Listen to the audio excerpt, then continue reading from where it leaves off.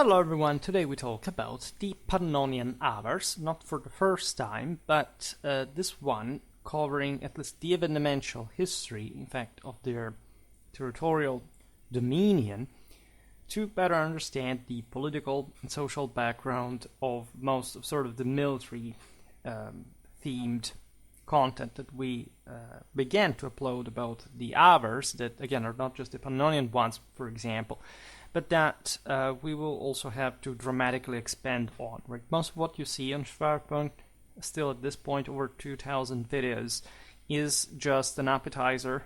Not even sometimes, because even in that we haven't really covered all the topics adequately, uniformly, and definitely the Avars. In spite of some good videos about their warfare, we read the Pseudo-Maurice Strategicon on them. We made sort of comparative videos about damning and other steppe peoples of the time. So we mentioned them a lot, especially in Byzantine history. But it's time, in fact, to at least lay the ground for some sort of bulkier pillars that we will agglutinate more pulp around concerning especially Avar warfare. So today we make this brief history. By the way, I want to make, I don't know whether anytime soon, but a video introduction about the genetic background of the Avars that are fundamentally, they're conventionally called the Turkic people, and they're even more sort of exotic. They're Turco-Mongolian people. They have an overwhelmingly strong Northeast Asian background, to which, however, we do not have to forget adding all those populations that they got along the way across the steppes that is relatively mysterious, essentially, for anyone living in the steppes at the time, that, however, were also Indo-Europeans. This is a topic that we have seen, especially for the Bulgars, that is also displayed by veritable, inscriptions in Iranian. And the Bulgars are also part of the Avar dominion at some point. We talked about the First Bulgarian Empire, we talked about its relations with the Avars already. But as we will see, especially today, there were different groups of Bulgars that were, at that point, you have a very strange mix, like between the Huns, the relics of them, or others that were still coming from the east. The Bulgars, the Khazars, the Avars. And so, even from a strictly military point of view, we often don't know two views of these groups specifically, certain, for example, iconographic sources depicting this heavily armored horsemen of the steppes, like carrying their defeated foes, like on foot as slaves into to deportation and subjection. So there is a lot about these military cultures that we have already analyzed as a whole because of exactly the difficulty and sometimes also the objective lack of necessity to simply categorize them in such a strictly differentiated way, right? Because the essentials of their warfare was really similar. On the other hand, there are some characteristics, at least, connected with the, as always, like the historiographical description made of these peoples. The Strategicon being arguably the most important. The Avars were considered by the Byzantines notoriously the most capable of the barbarians, and they were objectively like the strongest military machine of the era north of the Danube. They were much more effective than the Huns. There is sort of a very nuanced picture regarding the various military influences received by these peoples depending on their timeline and path of migration. There are very strong connections also with the Middle East that is still true for the Magyars later on. And so there is so much actually to say that we partially addressed in the Eurasian Steppes Warfare series, because that does go in progression that way. But these were not sort of simple barbarians, or at least those nomadic peoples that couldn't simply oppose much more than sort of hit-and-run tactics, mobility in open field against the enemy. The Avars brought with themselves across the steppes into Europe a great deal of polyurcetic capacity. The famous Sino-Avar trebuchet, for example, was a thing at the time. They were really the deal. However, I would say, and this is true, say, the more I study nomadic warfare, that in general the capacities of these peoples did remain limited. All right, one can rightfully, I, for example, always point this out, that the Avars are probably even underrated compared to, say, the Huns. That are probably overrated. Talking pop culture, I know that they are sort of subjective. But believe me, in my case, I like very much to analyze what people tell me, and, you know, the general trend, like with so much feedback from the general YouTube environment. And in fact, trying to dimension also my historical explanations on the basis of sort of what the audience, I think, would benefit from hearing. And in general, right, these are peoples that can have a very good, powerful exploit at the beginning. They can display a major political cohesion, becoming that threatening against the same Constantinople, for example, like in case of the Avars. But eventually not really having solid foundations, like in sort of more political, territorial, statal systems, and eventually melting away, or at least gradually declining in terms of military capacity, and at some point disappearing, as if they had maybe not even existed from a political point of view. Nevertheless, today's video is just an introduction to the period, so we will just look at it in very sketchy fashion, just highlighting the most important features of this steppes people during their, in fact, gradual sedentarization. It's also the development of their military culture. We also skip, in fact, all the migration phase strictly mapped across the steppes. We talk just about the Pannonian history, right, of the Avars. That, or at least they're strictly like sort of gradually sedentarizing European one, right? Because they settle down in some areas, as we'll see now, before getting to the Pannonian plain, where they will structure their greater power. In fact, in 557, the Avars dispatched an embassy to Constantinople, likely from the northern Caucasus. You see, like, this was sort of big people, and we do not even have the certainty of where was it stationed at the time of Justinian, fundamentally.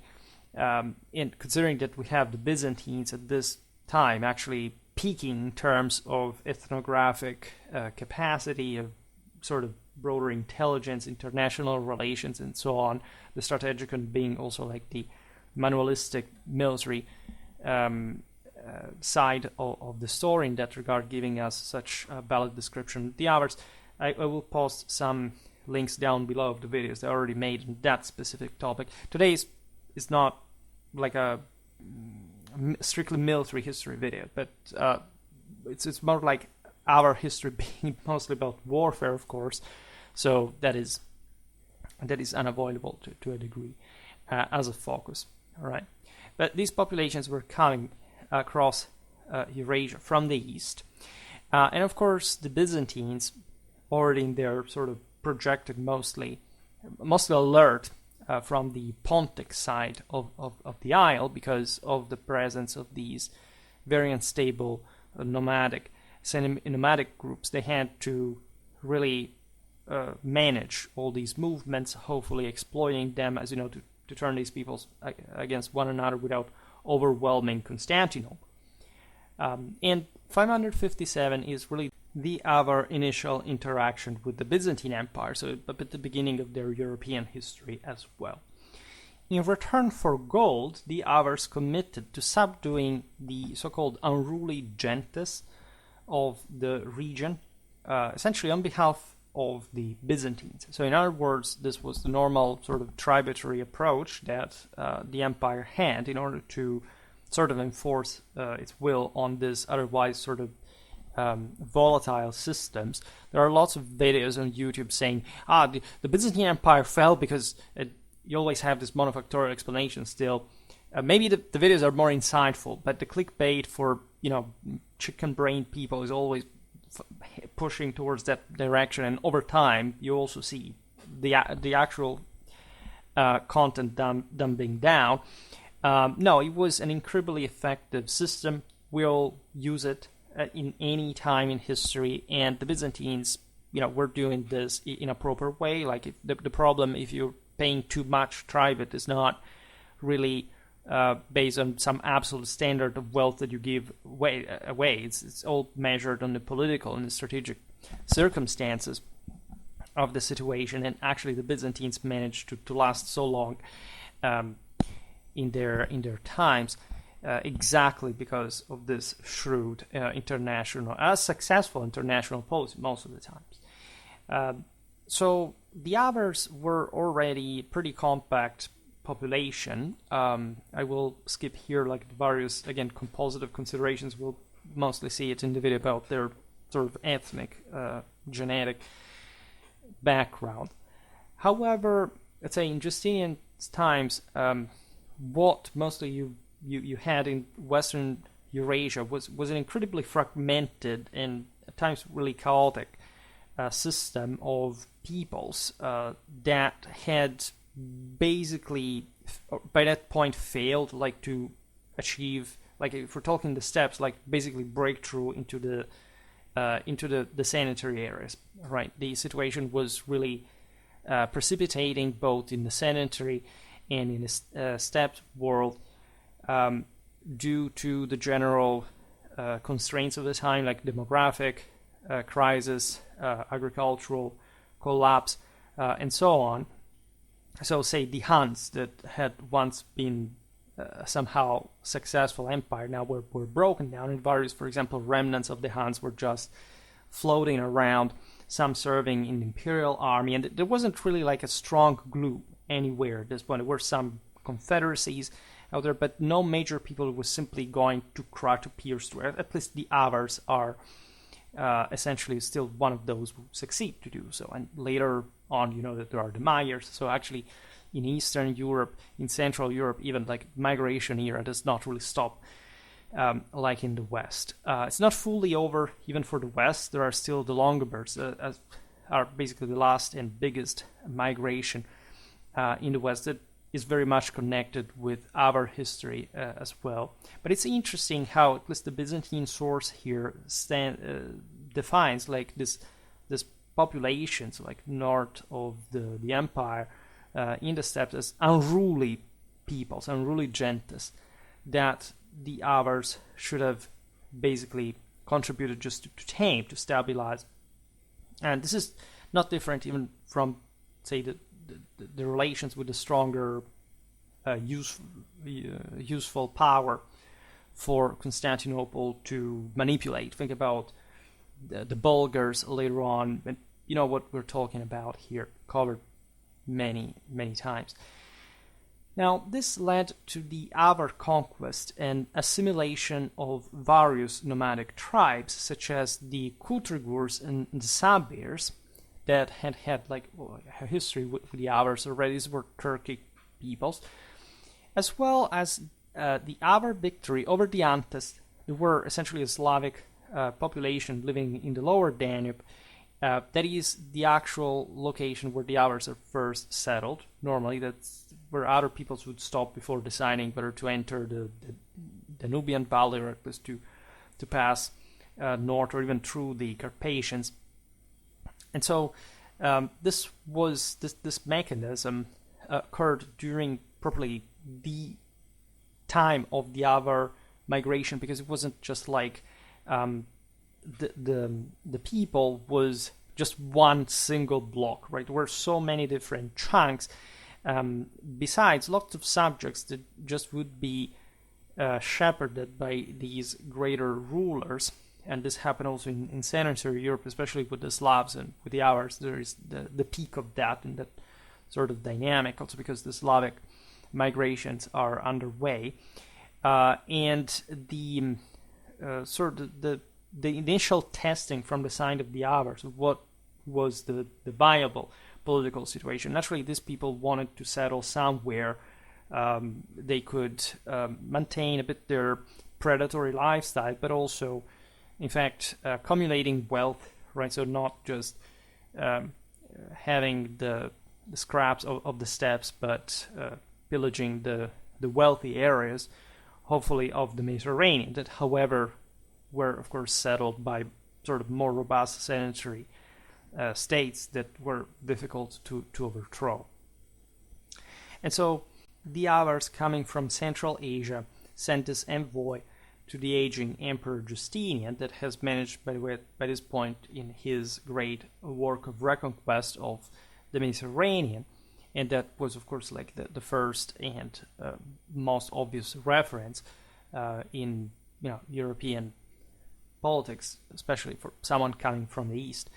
There are doubts regarding the exact date. Some say that the envoys arrived in 558, 559. It is not so important. The important is that the Avars and the Byzantines reached a sort of familiar agreement. The Avars would combat the troublesome tribes of this northern lands for the empire in exchange for annual payments and additional rewards to essentially stabilize the system further, ensuring the empire that this various Avar groups wouldn't simply spill over, that there would be a single ruler could more or less tame them. Naturally, this was always a risk because, a more compact Avar people would, once turned against the empire, could be more dangerous. However, by this time, it was a chance to create a bit more of order, having a bit less of pressure on the frontier because of the terror just instilled by this newcomers on this other relics of further nomadic raiders, right? Needless to say, the Avars were not particularly sensitive to things like human mercy, kind of, objectively useless things. And they had pretty, typically steppe autocratic terroristic means, which were there also just the only way any steppe power could exist in the first place. And so over the subsequent 2 decades, this people, led by the famous Kagan Bayan the First, engaged in wars against the aforementioned peoples, including the Utigurs, the Antes, but also the Gepids, and so there were Germanic people. I made a video about them because they lived essentially into the Carpathian Basin. They were the dislodged ones by the Avars at large, and other Slavic groups that at this point were sort of starting to spring out, like following the devastations, like the vacuum left by the Germans that had mostly, at least in Eastern Europe, migrated back to the west, the south. This favored negotiations over military confrontations in the Avar dealings with the empire as well, because there was now a frame of references that could allow for sort of more international cooperation, coordination.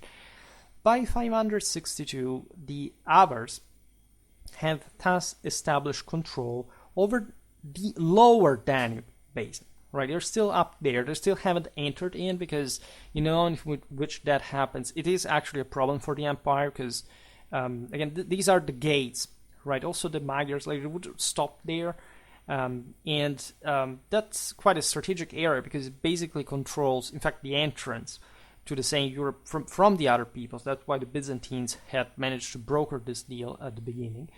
There is enough sort of Pontic steppe to sustain partly these populations a bit in the east, in what is today's Ukraine, wild plains, and that's where essentially steppe peoples survive. Like the other westernmost steppe area is in fact the Hungarian Alfeld, right? where in fact these guys would move. And so this does temporarily stabilize the steppes to the north of the Black Sea as well. But the Avars are there just to spill over, right? Upon their arrival in the Balkans, they consisted apparently of a mixed group of around, sources say, 20,000 horsemen, which means like the actual manpower, which actually highlights an initial feature of these people, that is to say that initially that they weren't really very powerful. Like the Avars are famous for the later siege of Constantinople together with the Persians. We are in the beginning of the 7th century, but this is, again, a couple of generations before, when these people had not united. Essentially, the reason why the Avars were so terrible and powerful is that not that they were, again, particularly different from other steppes nomads, military-wise, or they had to, who knows which kind of fighting techniques, etc. It essentially stemmed from the fact that their leaders at some point after the settlement managed to group them, to confer an unprecedented cohesion to this also pretty heterogeneous ensemble of tribes, which really opens to the heyday, to the peak of glory and fame of the Avar people. But initially, it wasn't the case, right? And in fact, there's been a bit of overstatement, even, for example, in the sense that they would have dislodged even the Longobards with whom they would knock out the Gepids, causing the migration into Italy. Telling the truth, there is no real evidence of that. Like, nobody would have really liked to have the Avars as neighbors, but somebody had to anyway, and still the Longobards would have, in fact, issues in their eastern frontier with them. But of course, like, migrating into Italy was just a much better idea, especially considering that the same Byzantines actually called the Longobards in Italy. There's no explicit evidence of this, but considering the fact that there was no reaction to the settlement initially, we know actually that this was all staged, was all in agreement. Now this group of 20,000 horsemen is sent as essentially this is a substantial regional force. There would have been more hours actually in the steppes, but to recognize in the Balkans that ideally, a bit like it would have happened with the Bulgars later, would have allowed for a sort of much more looming threat over the same Constantinople. At this point, the Byzantines were a bit like at the peak of their at least 6th century power. That is, as you know, a moment of major, if not properly the peak of Byzantine civilization.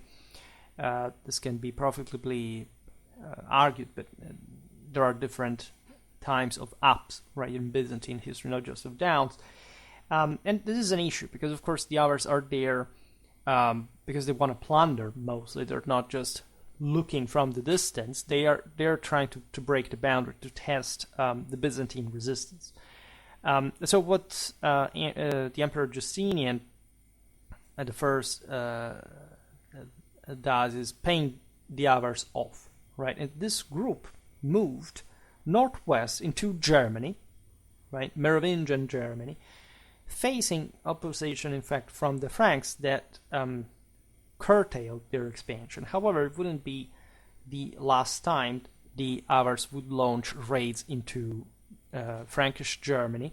Again, this had happened under the Huns, at least before the Franks had reached that sort of regional control. But you know what happened when the Huns ravaged Gaul under Attila.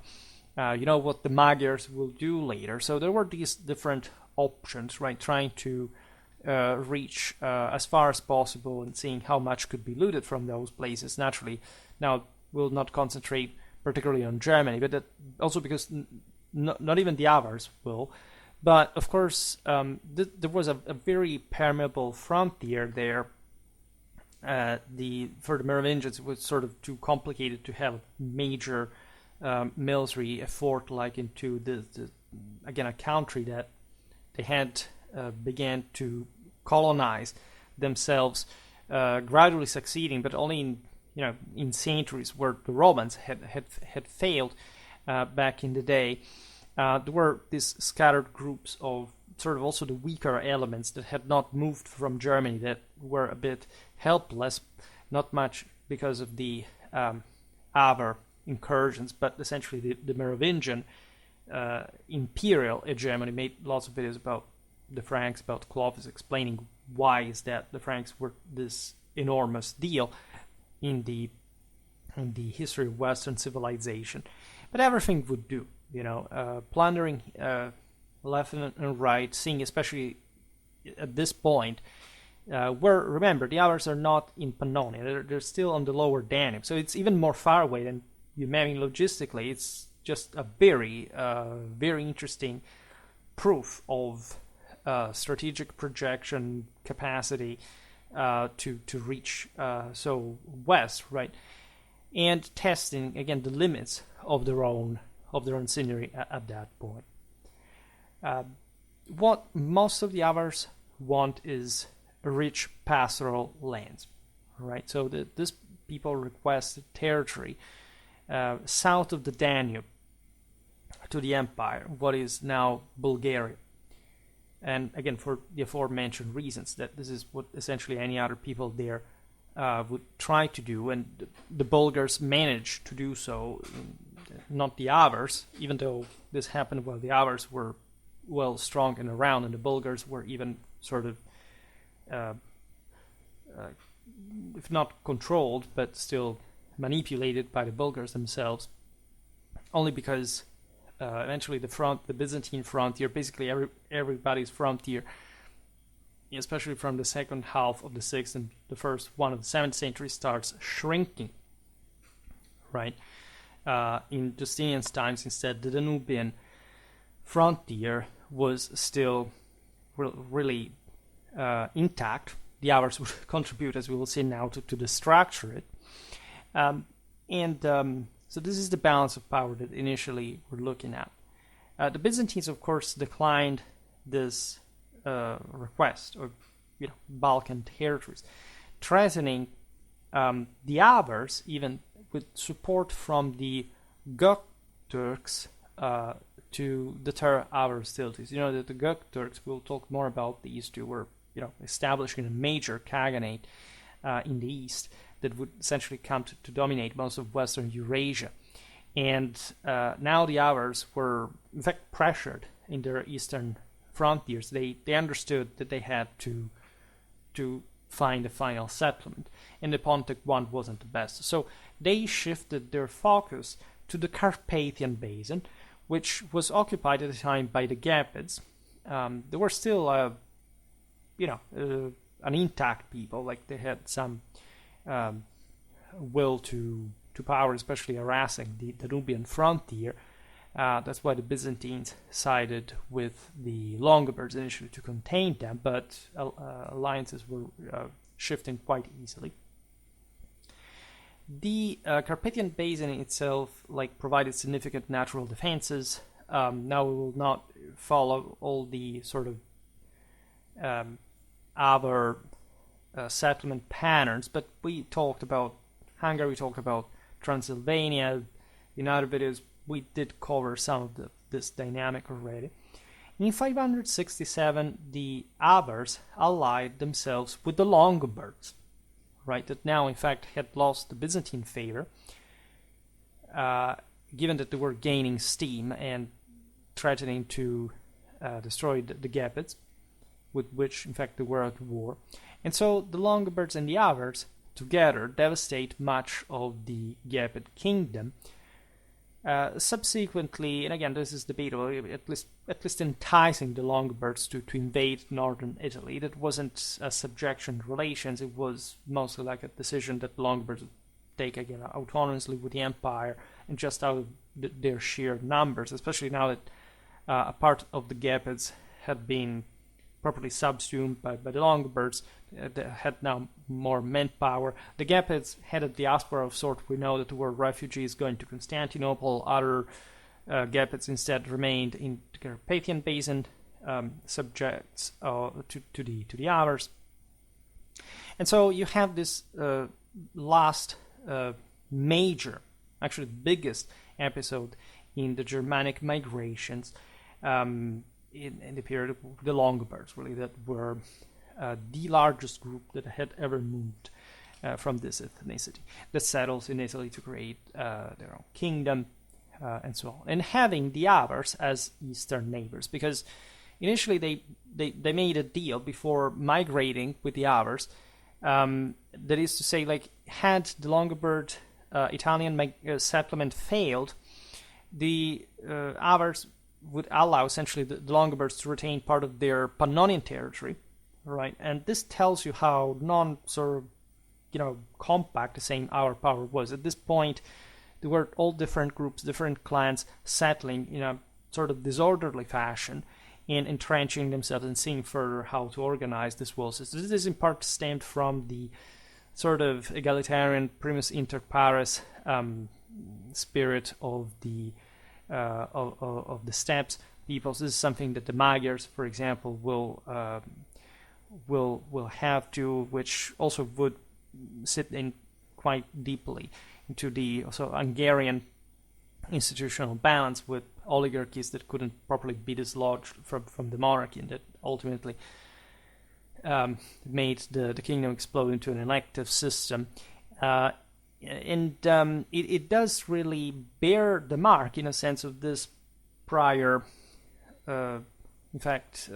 nomadic settlements, not just the Avars, but also the Huns, because of this westernmost chunk of the steppe that allowed them essentially to replicate and to preserve, regardless of the gradual sort of settlement and gentrification, their predatory behavior. Essentially, the only mean to which the systems were kept together was the predatory one, right? And in this sense, co-opting all these other populations that they came to lord over, that they had in part also accompanied in the migration, also compelling them to do so, such as the Slavs, that were, for example, that relevant, for example, as infantry, which normally the steppes peoples did not really have, to besiege, for example, the Byzantine strongholds on the Danube, and so on.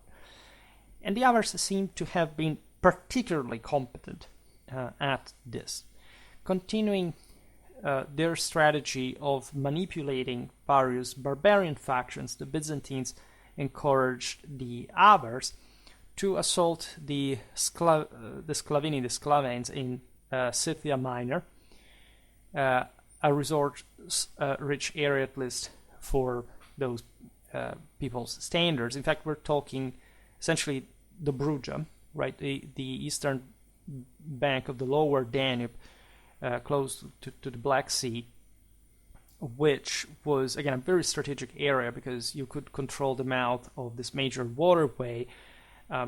It was a way for the Byzantines to crush this sort of Slavic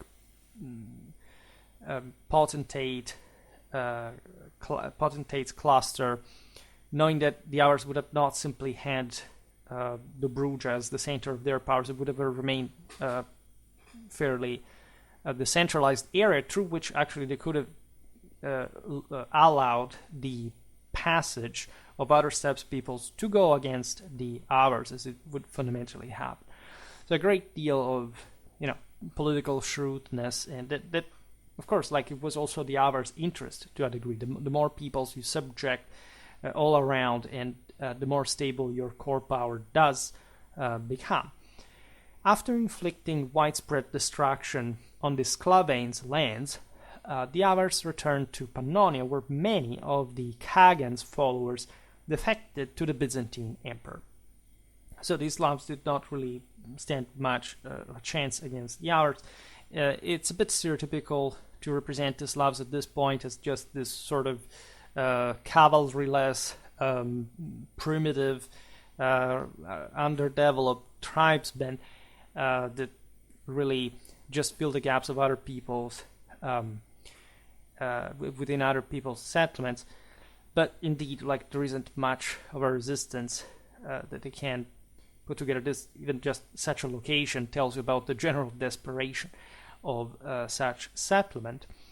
There's this other dynamic that you find not just among the Avars, but say among the same Longobards, for example, during the settlement, that sort of many of these clansmen decide to actually serve the Roman Emperor, which they have an immense respect for, because actually they know this enormous Catholic empire exists even when they live in Central Asia. That actually steppe peoples were much more informed geographically because of this greater desperation and opportunity seeking and emergential mobility than the same sedentary civilizations, right? In fact, we know just of the Avars when they arrive north of the Caucasus. We know, of course, of other things before that, but from a European perspective, like we just see them appearing at that point at the time. This division, by the way, is very interesting because it's obvious that the same Kagan is meeting within the same Avar people with a consistent resistance that would tendentially prevent power concentration, right? So if you serve in a decentralized position, Constantinople, and this allows you to maintain a greater autonomy, especially if you live in some, very entrenched and isolated place in Transylvania, you can hope to have some fortune. And this is also the interesting dimension of this Avar dominion that, by the way, hasn't yet lost the Pontic steps. Like at a point, this Avar Khaganate stretches up to still the Caucasus almost, right, from the gates of Germany. And most of this is decentralized control. However, the Avars really have one big here. They're a major regional power. Like, everybody's freaking out all around because of it. By around 580, Avar Khagan Bayan I, ruling years 562-602, had asserted control over most Slavic, Germanic, and Bulgar tribes in Pannonia and the Carpathian Basin, because at the end of the day he was the greater lord around, so it doesn't matter how weak sometime or tenuous this control practically was, still these guys were tendentially also from the predator's side that would mostly aim at pillaging the very rich Byzantine south and Mediterranean watershed, right? When, in fact, the Byzantine Empire failed to provide agreed subsidies or enlist Avar mercenaries, the Avars began raiding Balkan territories, which from, again, whichever ruler north of the Danube is, or at least even, from the right bank, like the Bulgars, is always the same old story. We've seen it going on throughout all the Middle Ages, and it really informs the local culture and political organization and even ethnicity. The Slavs, for example, are pouring in, right? These are the useful, again, expandables that can help these raiders to break through, right? To at least to provide that more attritionally expandable element, and following the same steppe knights that must have been really, a spectacle to see, that are inside the breakthrough element, the one that most of these other populations do not quite have, at least in the same way, especially against the Romans. Menander is a source of the time from of course the Byzantine Empire, reports that Bayan the First led an army of 10,000 Kutrigur Bulgars and plundered Dalmatia in 568, which is not a coincidence because it's the same year of the Longobard migration into Italy. And the measure here was aimed exactly at helping those Germanic people moving, and so leaving more free space for the Avars in the Pannonian Basin, because this move effectively cut off the Byzantine land link with northern Italy and Western Europe. And so there is a broader boundary here that will remain. From one side you have the Longobards that will go on again creating this Italian kingdom, so enshrined, especially in its northern part by the Alps, and so that separate this, in fact, southern European land with mostly like the central European one that the Avars rule from. Naturally, there is also throughout all the Balkans, the same Dalmatia, other areas occupied, say, by the Croats. We will see it now, but we made videos about that. Still, are southern Europe, the Mediterranean. However, these are properly two different, from this side and the other of the Alps, two different worlds. They're so close, but so different, right? The Longobards settled themselves in this highly civilized and Romanized reality. Will keep on, ruling from the local cities and quickly develop a literary culture, a hell of a centralized organization. East of the Alps, it's the wild east. You would argue it's a much less Romanized, urbanized, populated, connected, productive area. It's just another world. Again, in fact, this is the reason I was pointing out before, because we look at these great steppes rulers and how terrible and fierce they were. Yeah, but that kind of behavior really did not mirror like some stronger civilizational capacity, right? It wasn't much that these guys could do other than raiding. That's why, I don't know, they would never threaten the integrity of the Longobard kingdom, even though they sort of plundered at times freely, etc. They're much more actually nasty towards Constantinople, but also in that case, and I made a video months ago explaining this, like actually the Byzantine hinterland was also in many ways much less Romanized than we think. It was shrinking that, right? The Balkans weren't, this explosion of Romanity, right? We talk about the Byzantines as the Romans, thinking that Romanity essentially survived there.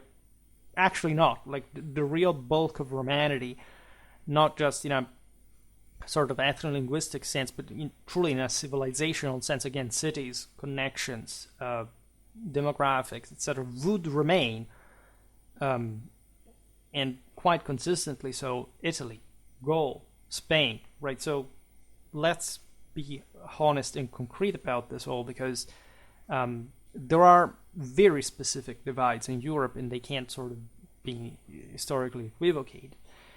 Now, during the 80s and the 90s of the 6th century, many Byzantine military forces were engaged in wars with the Persians. They were also overall sort of more important than what the Avars were doing, especially at this point because they hadn't yet fully compacted, as we're saying before. Later, again, they would also reach that same level of threat together with the Persians. So this decades were, however, distracting the Byzantines, in fact, from the Balkan theater that was sort of less relevant. And so leaving a weakened presence that rendered the local communities ill-prepared to confront the Avars that had an easy game now. By 582, the Avars had in fact captured Sirmium, Sremca Mitrovica, so a critical fortress, as you know, in Pannonia. Were very strategic areas together with Singidunum, Belgrade. Like, if you control these, they had already been contended between like the Byzantines, the Gepids, the Ostrogoths. So if you control that, you control basically at least the Pannonian region as a whole, right? And you couldn't simply launch offensives across the Danube, right? On the contrary, now the northern rulers could launch offensives into the Balkans, to the Byzantine Balkans. Following the refusal of the Byzantines to increase the stipend requested by Bayan's son and successor, Bayan II, 602-617, the Avars managed to seize even Singidunum, right, and Viminacium, yet a very important fortress. Again, so it's just they take over everything. Though they faced challenges, at least during Maurice's Balkan campaigns in the 90s of the 6th century. Remember, this is the same context in which the Strategicon is written, so there's a lot of warfare going on with the Avars, and the Byzantines really see what they are made of. By the beginning of the 7th century, the Avars had successfully established a nomadic empire that governed various groups extending from present-day Austria in the west to the Pontic Caspian steppe in the east. Following their defeat at the battles of Viminacium, some Avars switched again allegiance to the Byzantines. We are in 602, so the empire manages to strike back, but it's, of course, incapable to simply eliminate the Avar presence. And in any case, in order to campaign on the Danube, you have to organize like a major regional expedition crossing the Balkan mountains, and at large, the Avars are advantaged just being from the other side of the watershed, right? However, Emperor Maurice chose not to return to Constantinople as was customary. Instead, he kept his army encamped beyond the Danube throughout the winter, exactly to create more problems to the Avars. This choice, however, in turn resulted in significant hardship for the troops, culminating in a revolt that essentially offered the Avars a much-needed break. This tells you literally the political, before the strategic limits of Constantinople in controlling the Danube Valley. All right, the same troops do not want to stay too long there, right? They do not see the point of such an intense effort for an area, by the way, that has been sort of deteriorating historically. Again, this was at least once the only productive area of the entire Danube in Roman times, but it was also just a foreign land. For example, in these places I talked about this, the major sort of language left by the empire was not Greek, right? Was actually Latin, right? Most of this, like also in Serbo-Croatian, you realize that the major influence really comes from this historical Italic colonization. Like the Byzantine world had been very conservative in its Greek dimension, really maintaining it mostly as a Aegean thing, not even caring so much about this now much barbarized interland. As a result of this break, the Avars sought to invade northern Italy. We are in 610. At this point, it's more like a general option. The Longobards have actually compacted their power again. There is not much that the Avars could do there, but a raid every once in a while. This was not even just an anti-Byzantine thing. If anything, the Longobards and the Byzantines were beating the hell out of each other into Italy from a while. But the general sense of, let's say, let's keep attacking like this more civilized war and see what happens. Well, that would not go beyond Friuli, right? It wasn't even, the most sort of civilized part of the Longobard kingdom. On the contrary, was, if anything, the most militarized, the ones where the Longobards stood their ground ferociously, backed by the same Pavia, right? The Avars were unavoidably orbiting around the Byzantine Empire. Again, this sort of less developed part of Europe is actually what, on the bigger picture, Constantinople becomes the point of reference for, right? This will be evident also for the later Byzantine evangelizations. Like they can't break through, they can't just expand into this less civilized areas, and that unavoidably can only hope like to push that much to essentially knock out Constantinople, which is effectively what all the empire is becoming. It's ever more Byzantine dimension.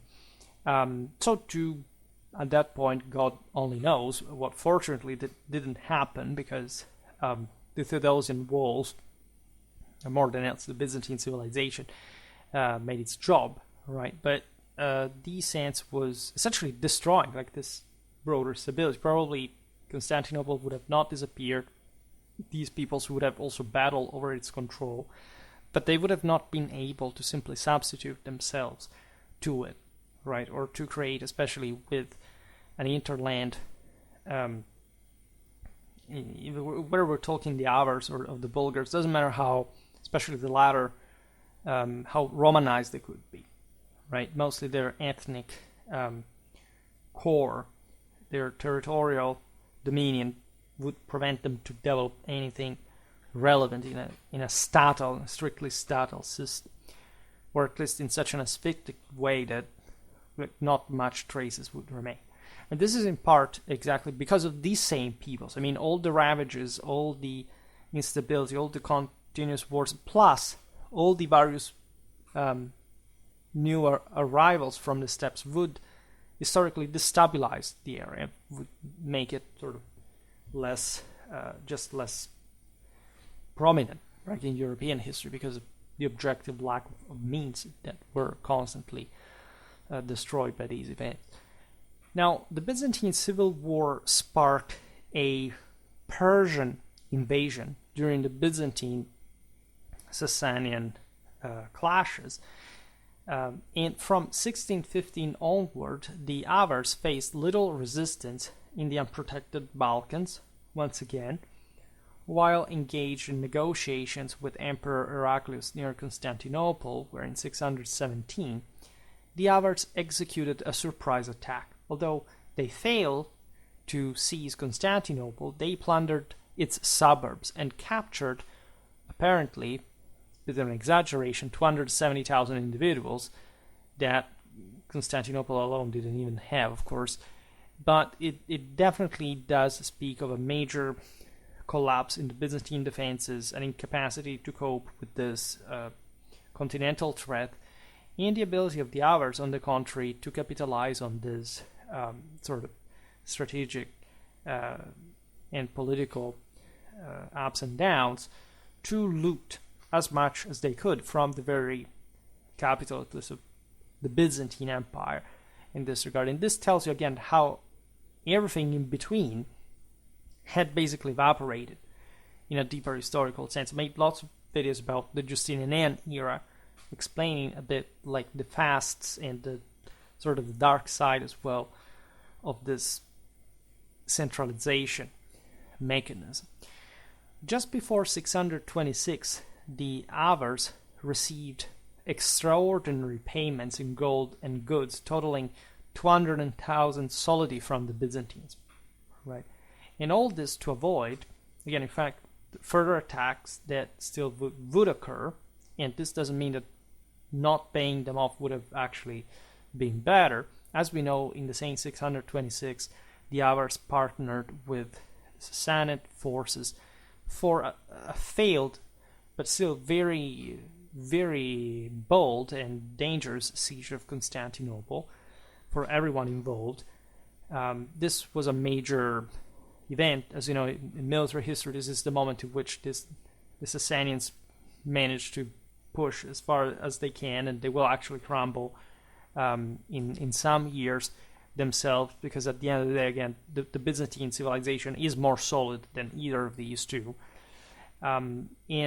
Following this setback, in fact, the Avars' political and military influence began to wane. Right, this is literally what you read also on manuals when you study our history, because this is essentially the peak of political cohesion, military effectiveness, and social compaction that the Avar Khaganate ever reached. Like, after this major effort that also, you see, carries itself with itself a bit late antiquity, you can argue, because, you know, the Islamic, the Sassanians will be crushed. At least Persia was routinely crushed by the Romans, but it would always reconstitute to a degree. But in the Iranian plateau, but the Battle of Nineveh, like the destruction, the killing of the Persian Shah brought to, of course, like the destruction of the system of which the Arabs also capitalized. So you have the spread of Islam that strikes also the Byzantine Empire. Mostly the Levantine provinces are heretically unloyal to Constantinople, and they open the gates to the Arabs. And so there is all what you know, this major turn in the history of mankind. And you can argue that together with sort of antiquity, that this paradoxically, despite again the Avars were a bit the enemies of this system, like they were they also unavoidably sunk, right? This is a deep civilizational lesson. Right? Civilization always has its detractors at the fringes, and routinely there are crises, but it's not like, you know, the detractors win at that point, or they lose together with the whole system that actually will start regrowing from the same more advanced center of a time, and these sort of fringe elements actually have it even worse than before, and they generally melt away themselves because they nurture themselves in a almost equilibristic fashion from the dysfunctionalities of this bigger system, right? So that's why normally on manuals you don't hear about the Avars until Charlemagne, so their demise as well. So, but there is of course a history that is important to discuss here. And literally, we don't know too much because this is literally the darkest period ever. Speaking of documentation, as you know, as a medievalist, I loathe the term the Dark Ages, but if anything, especially again in places like Pannonia, like and the Balkans, etc., we've seen it in the many videos we made about the Slavs, the Bulgars, and so on. Like, we know very few. It's just fundamentally either the Byzantines or the Franks telling us something really meaningful, relevant, that is not just sort of provincial perspective. And for the rest, these other peoples are silent on their own. Also because these are not say, you know what I think, paganism did not exist. Monotheism as a concept is for like there was a Catholic religion. These peoples did not fully take part in it because it was against their countercultural role. They brought their own religion from the steppes, and some of them began to Christianize. So that wouldn't be strange. It's just we do not know too much about them. If anything, they were not simply a people that could be Christianized, because as long as they kept existing in a political sense, they were just, again, normally aggressive or potentially threatening. Records from Byzantine and Frankish sources indicate, of course, an ongoing conflict between the Avars and their Western Slavic subjects, referred to as the Wends. This is yet another very important dynamic. I mean, the Avars from the steppes, their Turco-Mongolian background mostly, plus some other addition. How many could they ever be compared to? Doesn't matter, we're talking Central Europe here. Still a much wider majority of subjects that are mostly Slavic or Slavicized at this point. According to the chronicler Frederick, you know, this is a famous Frankish source, 7th century, the Huns, because this is how the Avars were called by the Westerners, at least this case, the Latin Germanic Europe, would visit the Slavs each winter, during which time they took the wives and daughters of the Slavs and subjected them to mistreatment, while forcing the Slavs to pay tributes. This is so very typically steppish. And, you know, the Ottomans did similar things later on, because they had that Mongol, at least imitation, injection into their culture as well. The Avars had always this predatory nature, and they had to keep their military standards fresh by looting over someone. They had settled, mostly as we've seen in this technically, environmentally steppe right, in Pannonia, and where they live similarly to how they have lived before. Now they are of course settling down, they're erecting sort of more permanent structures, they have this massive ring where they store all the loot. This is really typical of such populations. And the outskirts of this world, that again is pretty big, are in part mountainous forests, and this is where historically the Slavs settled, because they can defend themselves better from these predations, but at the same time they want to stay there because first of all they can't simply escape, and secondly they have something to gain from, for example, an Avar protection, right? It's at that point you're under some people or another, right? Gradually, the more, especially north you go, and sort of the less reach or leverage you have on, say, Slavic peoples, but the ones living in, I don't know, today's Slovakia or Croatia or Serbia were tendentially under the Avars, and trying to sort of autonomize themselves when possible, but at the same time being co-opted by the same Avars. In fact, say, if you look at the development of Slavic cavalry at this point, it does have an overwhelmingly marked sort of Hunnic, Avar, later Magyar profile feature. That had been the case also for the Germans, to a different degree, but still a relevant one. And we will talk more about this because, as you know, we don't lack Germano-Slavic warfare content in Schwerpunkt, but we still have to enter properly the depths of these sort of least considered aspects. And so what Fredegard tells us about these dynamics is pretty accurate, we would say. It's of course a bit dramatized because there would be more positive interaction, just like the Slavs and the Avars were, just enemies, as we were saying. However, there was no doubt that the Avars had the upper hand and the Slavs were sort of partly just suffering this domination.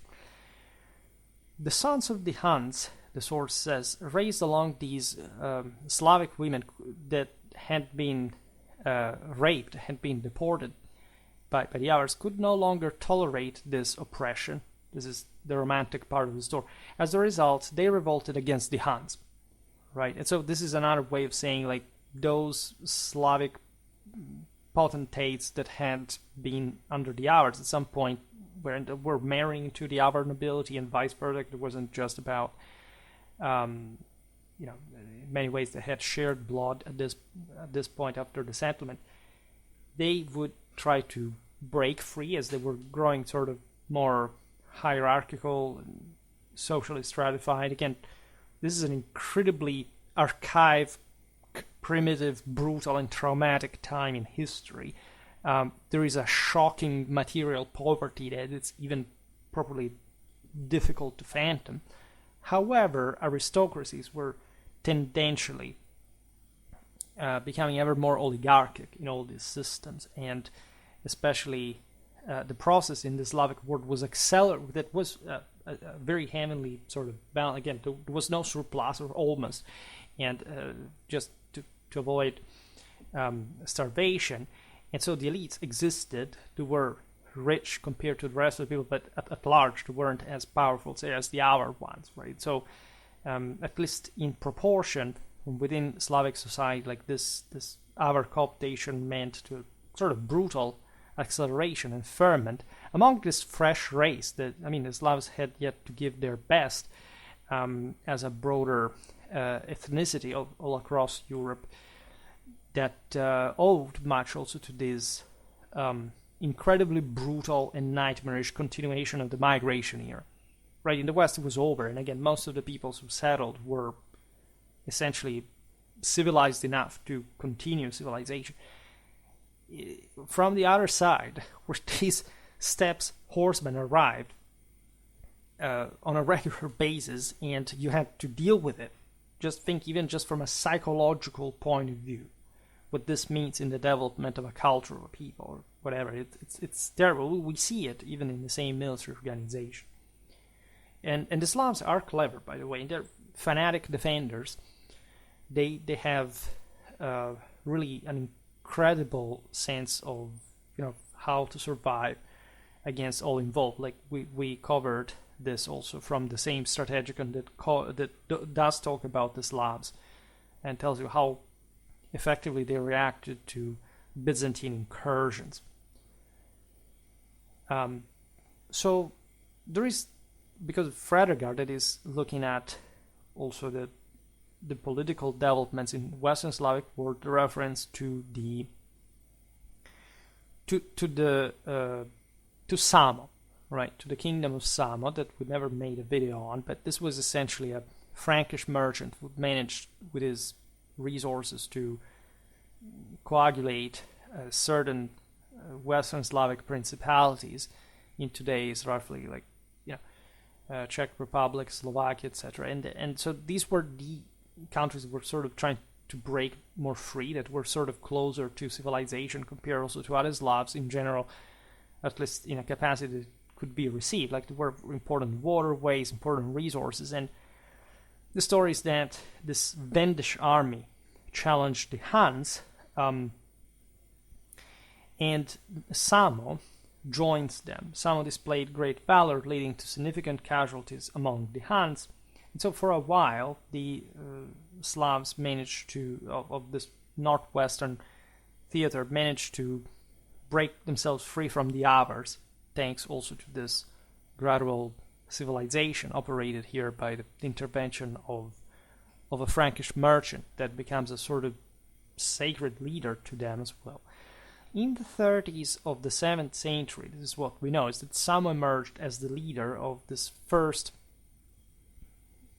it's debatable what kind of, this is not really the first Slavic polity, but it's some worth of mention among the first conglomerations, in fact known as Samo's tribal union, extending his influence into northern and western territories at the expense of the Avars until his death in 658, after which basically the system collapses.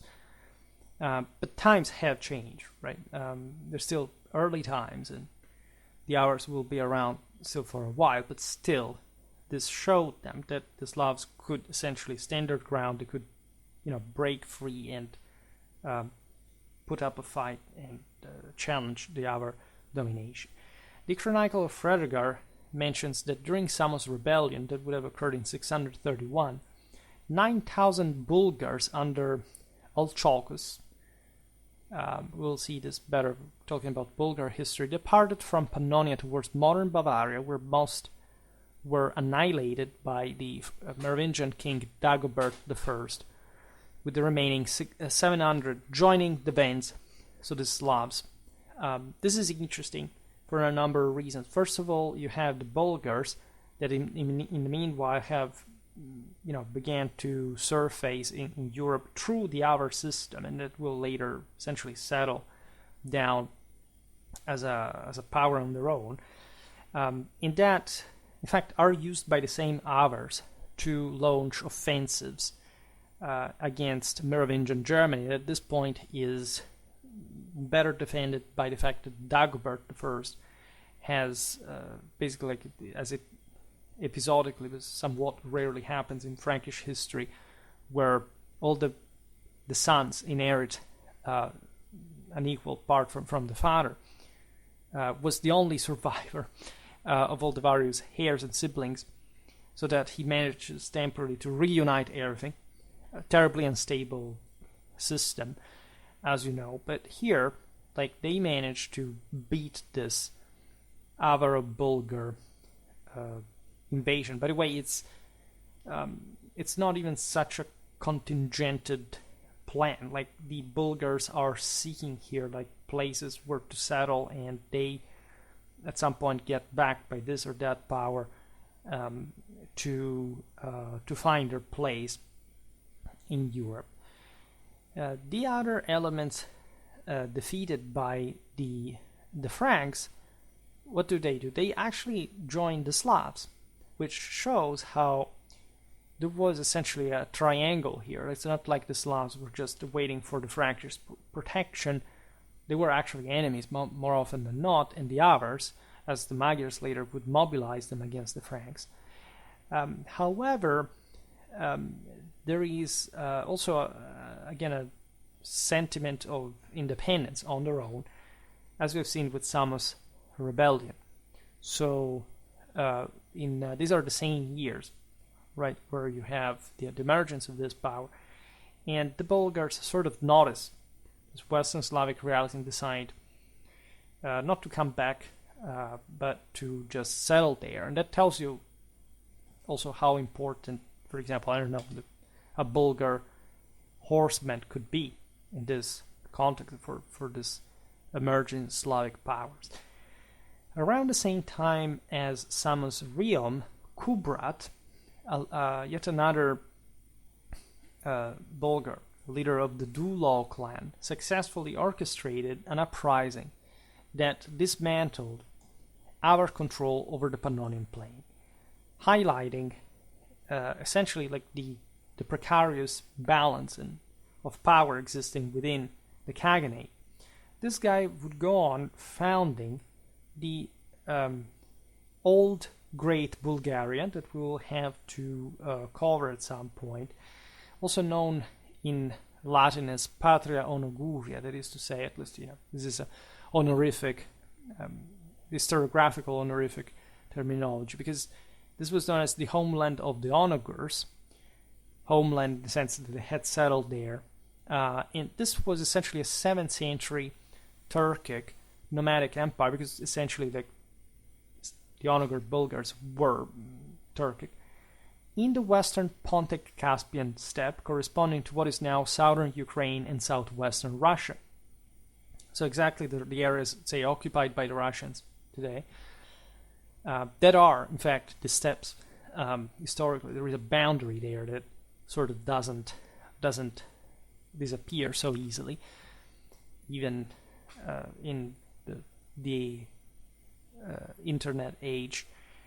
And that aspect is relevant because it shows how certain groups could still depart from the Pannonian plain to say, okay, this basically is a fucked up enterprise, and we don't want to participate into it anymore because, again, there is not really much of an order, or just some bossy oligarchic clans run by the Avars that have also coerced, co-opted this sort of these other subjects, like as servants of sort, and that at some point decide to break free, and that have forces, that have power. Some of them, for example, are settled by the Longobards freely, without bloodshed, into central Italy. Others, as we've seen here, they navigate all around. Some go back to the east.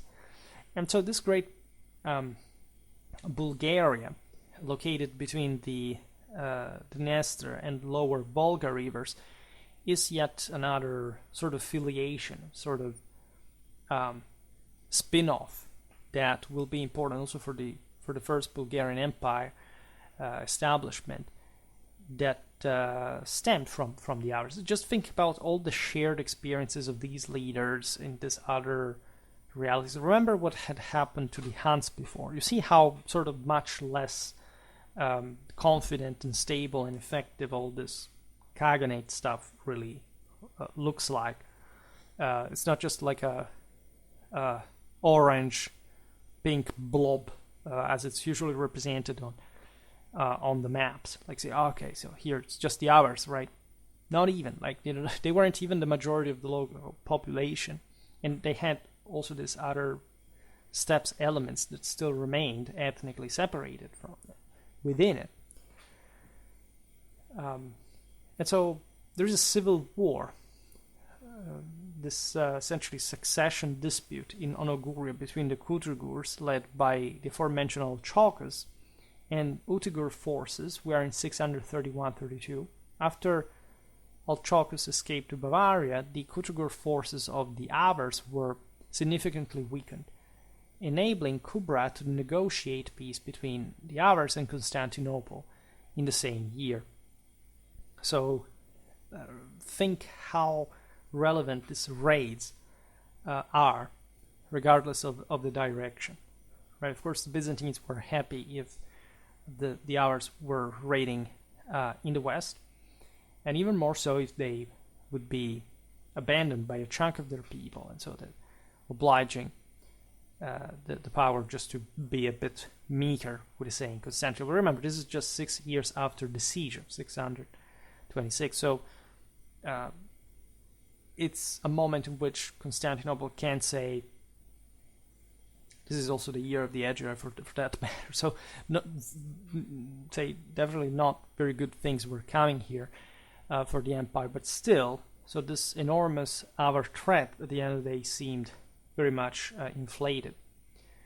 According to the 10th century work, De Administrando Imperio by Constantine VII, that we have used as a source, especially for early Serbian history, a group of Croats, having split from the White Croats, living in the historical region of Galicia, north of the Carpathian Mountains, and in part in northeastern Bohemia, also opposed the Avars and eventually formed the Duchy of Croatia, crossing, by the way, this land right across properly the Avar territory, which is also fantastic if you think about this in terms of rather lack of territorial control from the Avars themselves, right? You wouldn't have this going on, especially these are not, say, Bulgars that move really as steppe people. Like, these are, generally speaking, like people on foot, like people moving with all their, old people would move with wagons, etc. But I mean, they are essentially sedentary people. They are moving, but now just to settle for good in a sedentary fashion. We have seen this also with the Serbs that also ally with, according to the same source, to Heraclius. There is a bit of discrepancy, but we are essentially in the same years crossing from places as Lusatia, the same Avar territories, right, and settling in today's Serbia.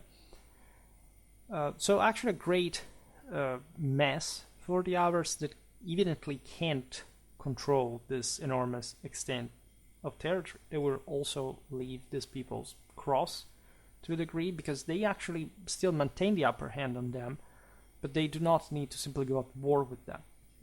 Now this peoples feel freer to move, freer to just take their stand out there, settling in better locations. Still at the fringe of the Avar world, but still a better fringe, one that they hope to, in fact, survive from, and that the Avars will routinely try to subjugate in more direct fashion, but ultimately not having the means to, not even necessarily the ultimate goal of, right, a temporary, permanent one of. It was all about tribute, raiding, intimidation, like recognition about this kind of stuff, rather than any, again, cohesive political territorial direction. Following the deaths of Samon in 658 and Kubrat in 665, some Slavic tribes thus once again fell under Avar domination. The major leaders of the uprising had died, and the Avars could simply regain lost ground. Despite the guidance offered by their father, Kubrat's sons struggled to preserve unity within Old Great Bulgaria in the east, which led to its fragmentation.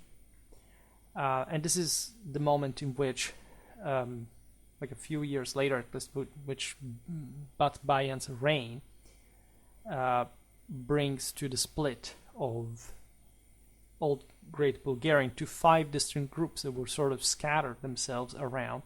The first one migrated from western Onoguria to Ravenna under the leadership of Alsek in the 50s of the 7th century. Longobard King Grimoald will give them a land in today's Molise area.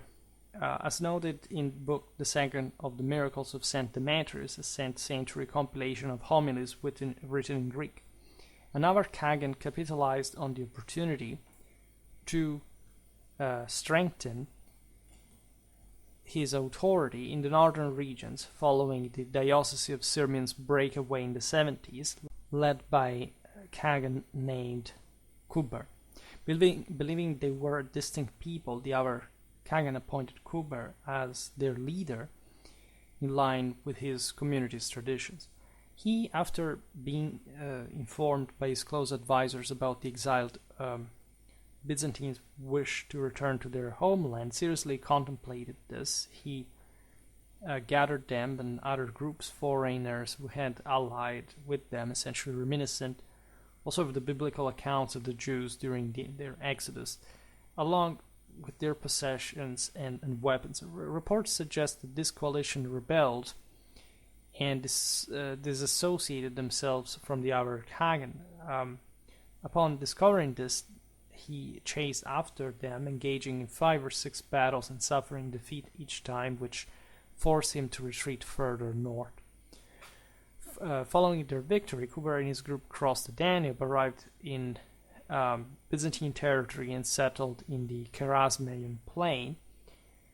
And at this point, the later 14th century Hungarian historiography, with some degree of uncertainty, of course, documents, because there were all these legends that in medieval Hungary were further developed and elaborated about the history of Hungary and these previous peoples, the connections with the Huns. It's a very confused and sort of weird thing, but it's also interesting because it shows you how, at that point in history, the Hungarians specifically were sort of creating this sense of historical continuity with these previous peoples inhabiting their region. And the source, this is the Chronicon Pictum. I made a video about 14th century Hungary if you're interested, at the time of Louis the Great. Like in 677, the Principality of Ungvar, that is the Magyar name for Uzhhorod in Ukraine, the Ung fortress, was founded, in fact, in these northern areas, basically in the Carpathians, from probably this side, all right, from the Pannonian side, where Kotorak's faction took refuge amid the turmoil. According to Nikephoros I of Constantinople, a third faction of Onogur Bulgars, led by Batayan, was overpowered by the rising Khazar Empire under a certain Zippo. Then there is a fourth group under Maurus, so-called Maurus, eventually establishing themselves in what is now North Macedonia. You have the fifth faction from Onogur, led by the famous Khan Asparuk, father of Khan Tervel, settling permanently along the Danube. We are around 679-681. The latter branch is sort of the more momentous because it would lay the foundations of the first Bulgarian Empire, as we've seen in multiple videos dedicated to the topic, and this will essentially is even more interesting considering how these Bulgars had been roaming around once the same places, and again the way all great Bulgaria had been put together it's very complicated. Some of these peoples came also from further east, but at large we're talking clans that had participated also into the Avar enterprise that now were essentially coming back to the Balkans, or actually to this, in fact, world, now even succeeding. This is an important moment of contraction for the empire, as we were saying before, where the Avars had failed to settle in the Balkans, also from a condition of strength. Right, and there is especially this famous victory scored by the Bulgars at the Battle of Ongol over the Byzantines of Constantine IV. We are just south of the Eastern Carpathians on the Black Sea, and so this would bring to the Bulgars, now gradually becoming the Bulgarians in this context, turning their attention to Constantinople, this time allied with Zibel's Khazars, so trying always to stem as before. Remember the Avars and the Göktürks. Here it's almost the same, except it's all much more exhausted all across Eurasia, so the game is sort of smaller. Not less important though, because from smaller engagements, from smaller groups, actually you can have broader territorial consequences than before, because the spaces are less crowded, and also when somebody manages to occupy the strongholds, they're sort of more difficult to simply eradicate. In fact, the Byzantines would take almost half of a millennium to get rid of the the First Bulgarian Empire. As you understand, this general Bulgar diaspora can occur because the Avars are not as powerful as before. They can't simply freeze the picture telling these groups what to do.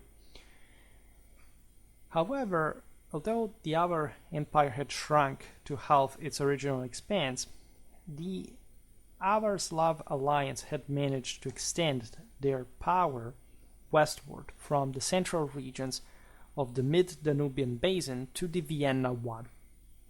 This is relevant because you understand this power wanted to gravitate now toward a more civilized direction, and the Danubian frontier was too wide and sort of also ever more ravaged by all these movements.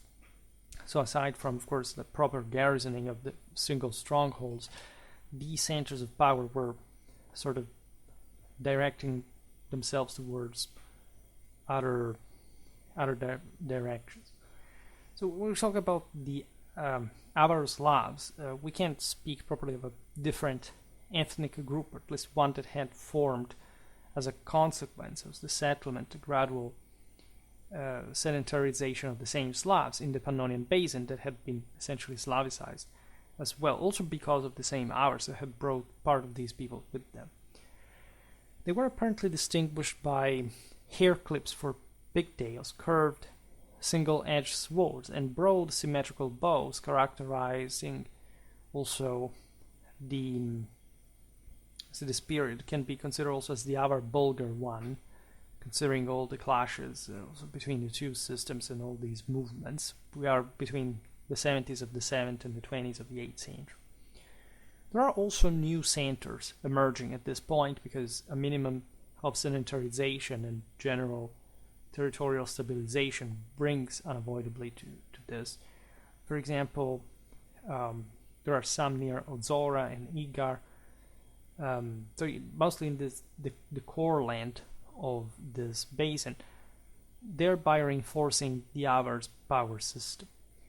Nevertheless, the majority of the Balkans, so across the Danube, continued to fall under the authority of Slavic tribes, namely under the Byzantines, but de facto in a independent condition, semi-independent condition, as nor the Avars nor the Byzantines could regain control of those places. Again, check out like the videos made on the Serbs, how they settled in the Balkans. It's exactly this period, and that's exactly as fascinating as it sounds, these power struggles. As we were pointing out before, there are limited sources detailing even the final century of our history, most of which focus on interactions between the Avars and the Longobards, because at this time at least the Longobards were sort of historiographically active and bordering the Avars, and every once in a while suffering an attack from there. But again, it's mostly like a provincial context there of Friuli, and again the boundary between the Avars and the Slavs, thus providing little information on the Khaganate's internal workings, which are really unknown to a great degree. Consequently, much of our understanding, especially of the Carpathian Basin, rather than even just the Pannonian Plain, relies on archaeological evidence. It's a very wide territory. Even in this context, the elite estates are largely obscured, and evidence for nomadic activities is minimal as well. This shift is not very well comprehended, but it may correlate with an increase in population, requiring thus like local energies to be spent in some sort of general regulation and organization. Not much was perhaps going on to begin with. There were some seigniories consolidating without any major reconquest attempt from the side of a veritably strong central power. These are more or less the same territories of the future kingdom of Hungary, right? But now with much less again, imagine what this region was after the migration era, still during the migration era. It's very primitive in so many ways.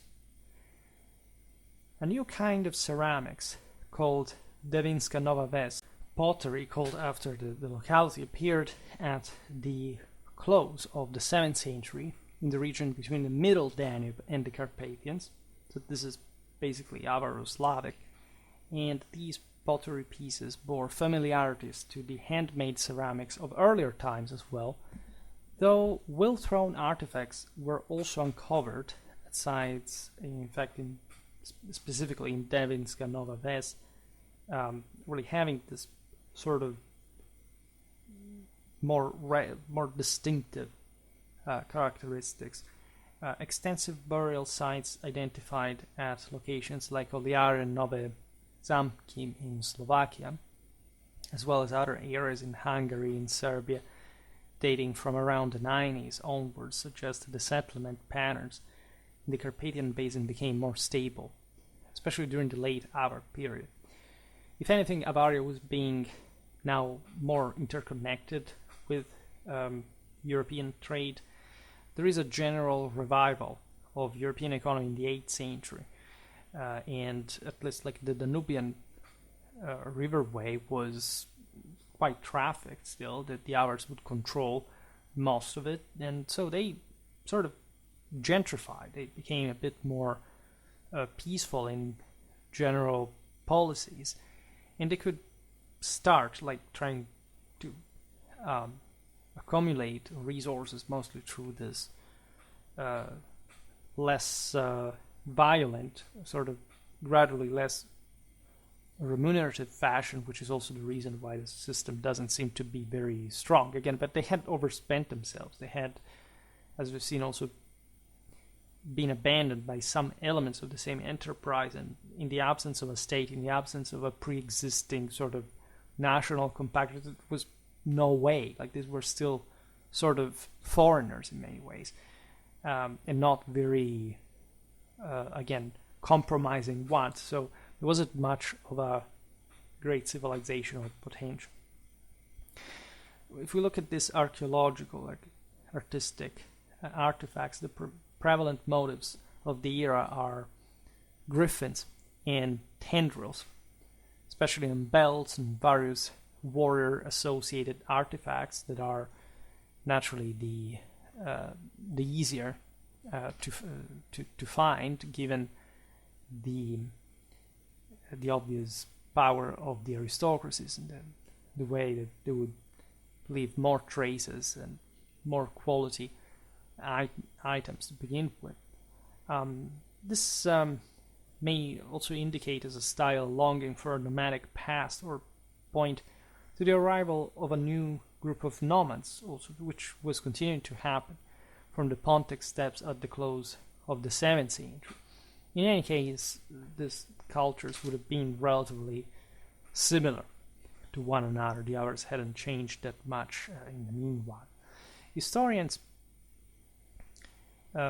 point, especially pointing at the arrival of new peoples at the end of the 7th century, indicate mostly the Onogurs or even the Alans, this Iranian people that made video on, highlighting how always around, almost perennial ghost, they had survived incredibly, also because there weren't so many anymore, but some of the fiercest embodiments of Indo-European, in fact Aryan, because that's what Alan really needs, knightly power across Eurasia. Right? They were used literally everywhere as imperial bodyguards, even in China until the Mongol era. It's really incredible, and these were mostly from the Caucasus foothills in the north, and they still were there. They were still surviving, were still holding their ground. However, when we look at this Avaro-Slavic elite, studies of skeletal remains show us a population with Mongoloid characteristics, which is incredibly important to stress, right? How close the East is actually to Europe, right? You can easily see it, even just broader feature like east again of Italy, of Germany, not even, like maybe even the same Germany, you have sometimes like very pronounced steppe features, right? Broad, round foreheads, pronounced cheekbones, like it's, that's an incredibly powerful anthropological ethnic indicators of what, in fact, the migration era actually was. Also, and especially because of the Mongol presence is not just something from the 13th century. It's as old as the Avars, if not even earlier. In the early 8th century, a new archaeological culture termed after the aforementioned griffin and tendril arose further in the Carpathian Basin. This brought some scholars to presume again that there had been a new wave of nomads, but we're not better informed. It's possible that the early Magyars that eventually would settle, as you know, will replace the Avars, but in a while, right? It would take a long time. These groups, again, were already around. The steppes mobility is incredibly fluid. You have groups that are already there, right? Were there Magyars in our times? Were later, in fact, Hungary would be? Of course, they were there already. As there had been Huns. It also depends on how you call the peoples. Magyars are naturally something a bit different. They're Ugro-Finnic in origin. But indeed, like the steppes are a great melting pot. There is no consensus, historiographically speaking, regarding this new wave of griffin and tendril artifact presence. In any case, it's possible that, of course, there were transformations going on within the Avars and the Slavs as well under their control, because these would also receive that same sort of impression from the masters. This could have easily been also a consequence of the integration of some Bulgarian refugees from the earlier 70s of the 7th century. There's just, however, no way to simply tag, as always, like in archaeology, all these finds in a precise way. We just know that, of course, the Avars were the major regional presence in the area, and as such, they would influence material culture all across, for example, so the northern Balkans, that they had sort of the upper hand on compared to the Byzantines in general. And these are mostly Slavs that are adopting our customs. Say, as we were saying before, in art, in clothing, in equipment, in weapons, right? That's an incredibly underrated aspect of in military history as well. Unfortunately, again, we know too few about properly the history of the people. Like, we have such few accounts, but archaeology is also pretty telling, and we can imagine how these osmotic processes would occur. All right. There is a set of sepulchres in Sarajevo near Sirmium, which date essentially to this Avar-Bulgar period. Well, it contains skulls with Mongolian features and Judaic symbols as well, which could tie them to the Khazars as well. So we are in the late 8th or even 9th century, so it's even maybe beyond the Avar Khaganate itself. There were, as we've seen, Jews also in Europe and among these other groups, not just the Khazars, right, that were converting to Judaism, mostly from so-called paganism, to be more appealing as people of the book, so to say, to Constantinople, that, as you know, had a lot going on with the Khazars, especially. Made multiple videos. Should make it one about the Khazars proper, as we are doing now for the Avars. All this is occurring, especially when we see this material wealth, mostly through an increasing inequality of some sort. Very powerful oligarchies, sort of not particularly affluent population. And we understand that during the 8th century, this gradual revival is paralleled by a slow erosion of Avar power, accelerating into a rapid decline. You see, it's what we were saying before, like when you have Latin Germanic Europe or the Byzantine Empire, it is, in spite of the differences, it's very orderly. Like, it has a very specific political territorial frame. It's a very sedentary reality. It has a Roman legacy. It stands on very specifically civilizational feet. The Avars had never had any of this, right? They also, what had remained of Romanity in Pannonia especially had rapidly declined. It had always been some sort of military frontier, never really been particularly rich, right? And so when in the 8th century you had the full consolidation of monarchic systems in the West, like, you realize that the Avars do not really have any of this, right? And so it's basically an amorphous thing that can't quite stand its ground in comparison. And we know how it ended. There is this series of Carolingian Frankish military campaigns starting in 788, leading to the subjection of the Avar lands within a decade. The Avar Khaganate fell like a house of cards. The war between the Avars and the Franks began shortly after the Carolingian overthrow of the Bavarian Duke Tassilo III, where in Charlemagne's times, Tassilo, as you know, was Charlemagne's cousin. He had helped the Longobards prior to, in fact, to the Frankish conquest of their kingdom. The Carolingians were recompacting the Frankish world in grand imperial style, in the wake of the Merovingian grandeur, and succeeding in a clamorous way. And again, we made lots of videos also about the Carolingians. I don't need just to digress on it, just check out its playlist and you'll see.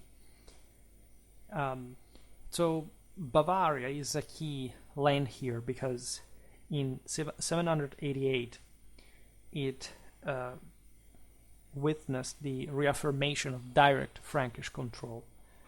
Bavaria was essentially a Merovingian creation back in the day. You know, the Bavarians weren't technically even just a people like other Germans. They were a mix of Germans, Celto-Romans, Slavs, etc. Like, they had been created as this sort of buffer state, in part also to stem this raiders coming upriver along the Danube, because again the Huns, the Avars, whoever other Germanic groups originally like would create that problem. At that point, the boundary between the Bavarians and the Avars was marked by the river Enns. This would change historically. I made a video about medieval Bavaria that explains all the geographical expansion of the system, and the Bavarians were the most exposed people to the charades of the Pannonian Plains dwellers since centuries, and for not talking about the Western Slavs that often sided with those. But they also made school. The Bavarians were a people of old Catholic faith, and they also guided the Ostsiedlung in what would become, in fact, like southeastern Germany, that was largely prior Slavic land, and one also of the Avars and these other groups.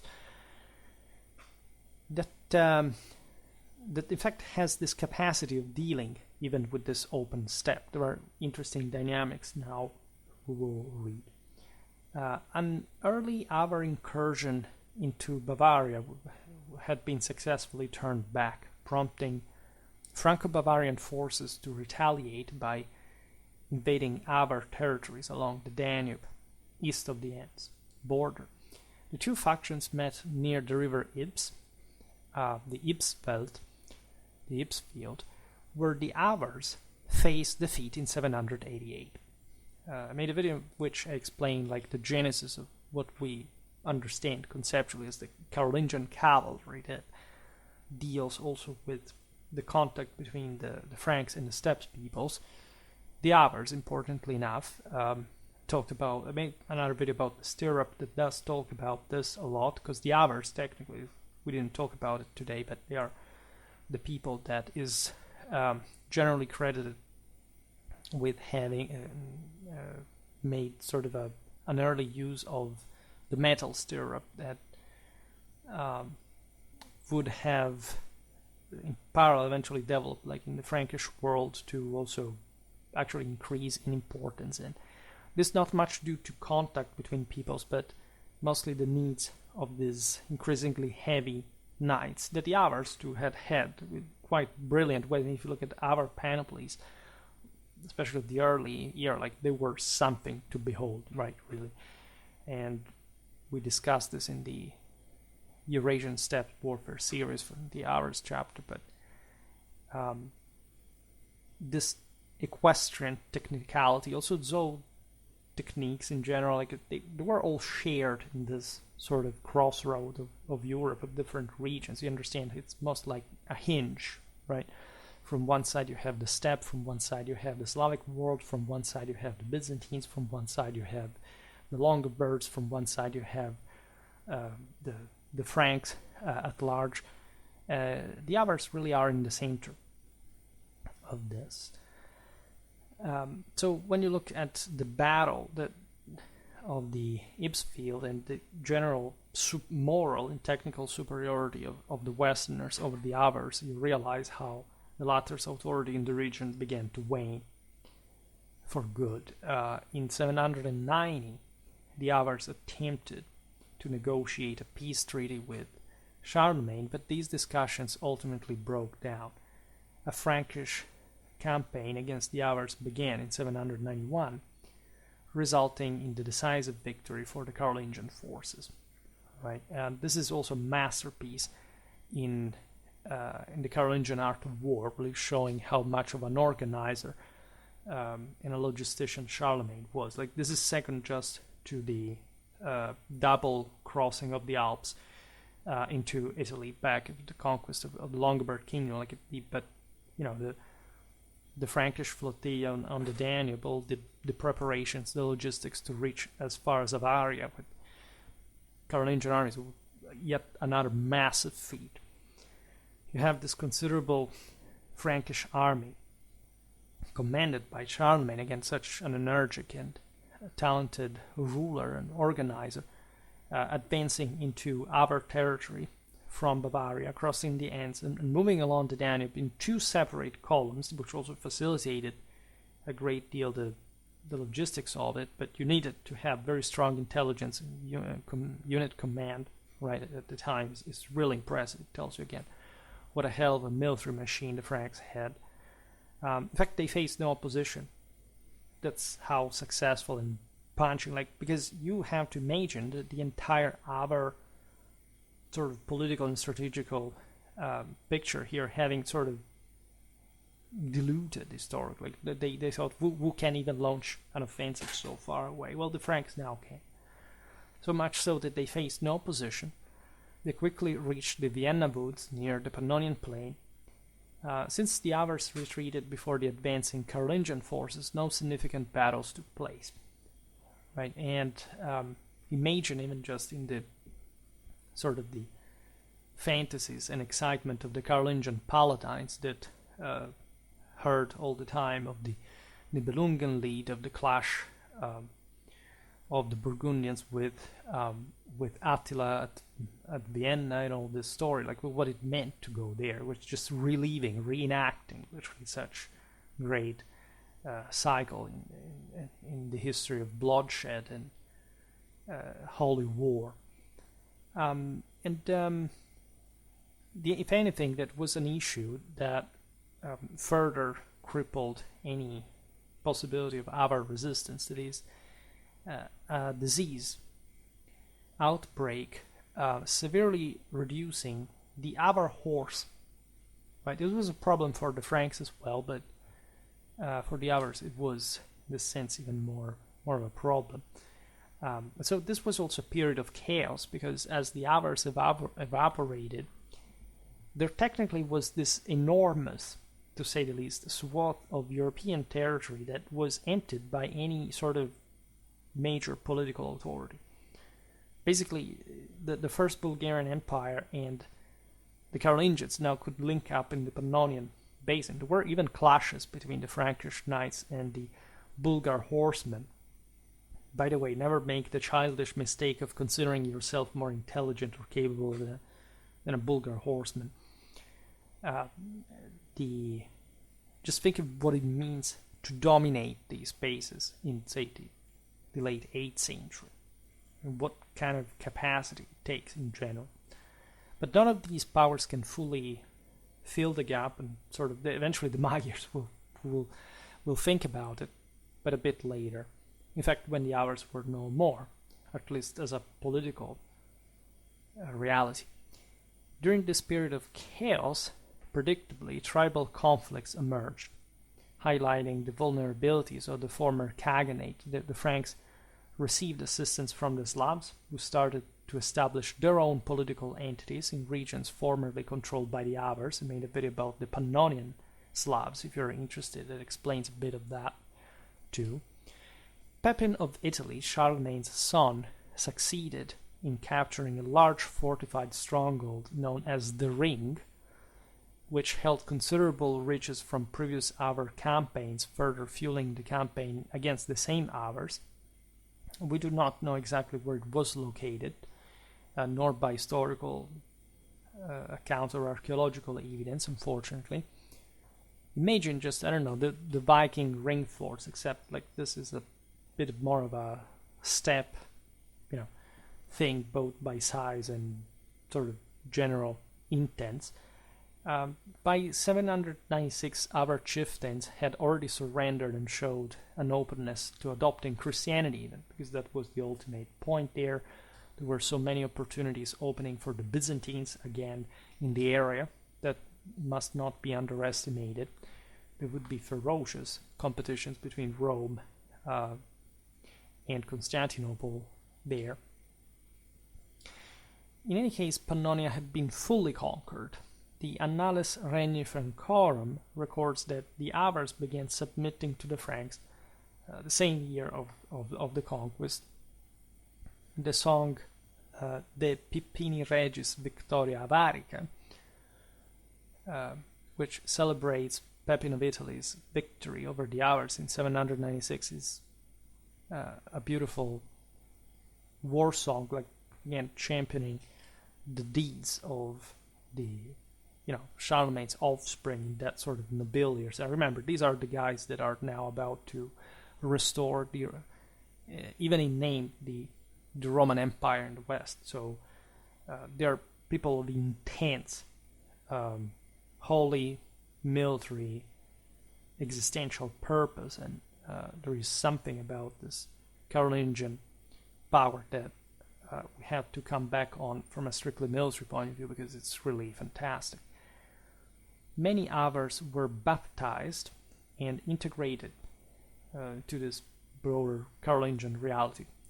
There were revolts, for example, once in 799, because you have to imagine it would have not been an easy moment at all, and generally speaking, it was very difficult to control everything. Like the Franks do not really, if not in a strictly nominal way, arrive as far as, I don't know, the Carpathian Basin proper, right? There is a limit. If anything, the Carolingians stopped to Moravia, to the Danube, also as it descends towards Belgrade.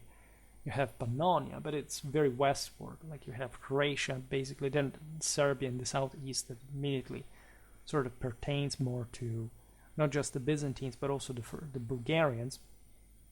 So actually, at the death of Charlemagne, you can argue that the Avars were surviving into the Carpathian Basin, north of, in fact, the Carpathians from Bulgaria, let's say, but under the latter's control, right? You have the Carpathians make it just like an S, right? Then they almost mingle into the Balkans in the south, across the Danube. There are the Iron Gates, it's all part of the same reliefs, and the Bulgarian power is on this lower Danube, mostly.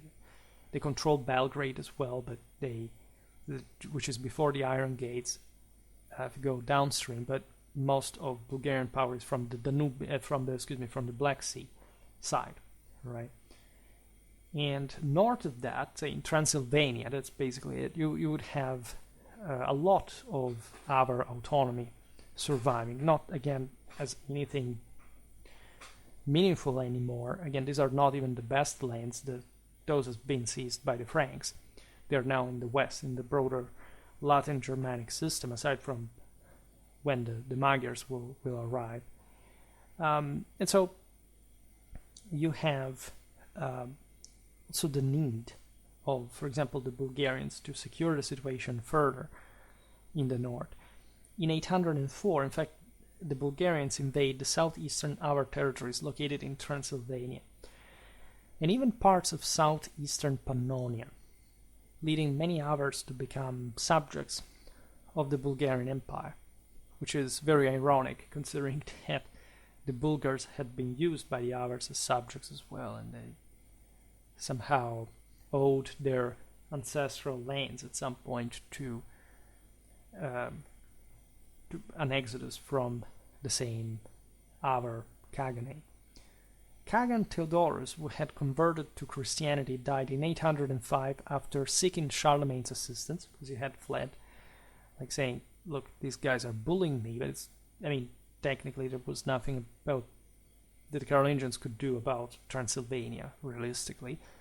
Never underestimate how close the fringes of the west throughout, especially the Sudeten land, the Carpathians, really are to places even as far as Ukraine, right? We were mentioning Uzhhorod before, just as this interesting settlement dating to our time. Just imagine how it could be at the time. Sometimes I wonder at this, because the places must have been so beautiful. Just if they are today, you can imagine how wild and sort of picturesque it would have been at the time. Theodorus is succeeded by the Khagan Abraham. Look at these names; they're very. Theodorus is sort of Byzantine. Abraham is, of course, better testamentary, and this speaks, of course, of the willingness of these remnants of the Avars to at least receive, like the protect, at least trying to maintain autonomy by some protection. Abraham was baptized specifically and became a Frankish client. However, it's uncertain whether his identity was associated with Kavar or a pseudo-Avar background to begin with. Who were these people now? Especially considering what we said before regarding not just like the originary Avar sort of composition, let's put it this way, from an ethnic point of view, but also the prevalent Slavic majority. Many of these men were of mixed blood anyway. Following Abraham was the Khagan or Tudun Isaac. In Latin it would be Canizauci. We know very few about this man. The Franks reorganized, however, the Avar territories under their control into a mark, right? The famous Avar mark that was the eastern section of this wall.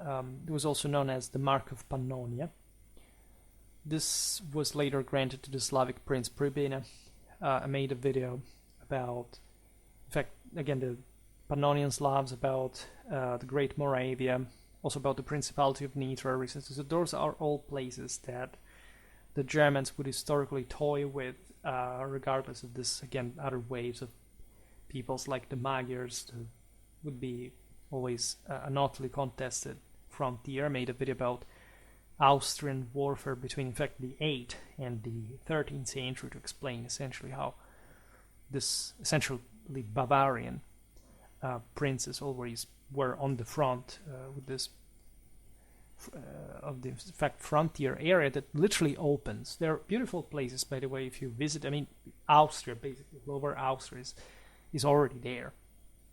And that gives you a dimension of how open to literally the stepped world that reality is. Then there is the world of the forest, that is another one. And so travel across Europe, because you do find beautiful things everywhere.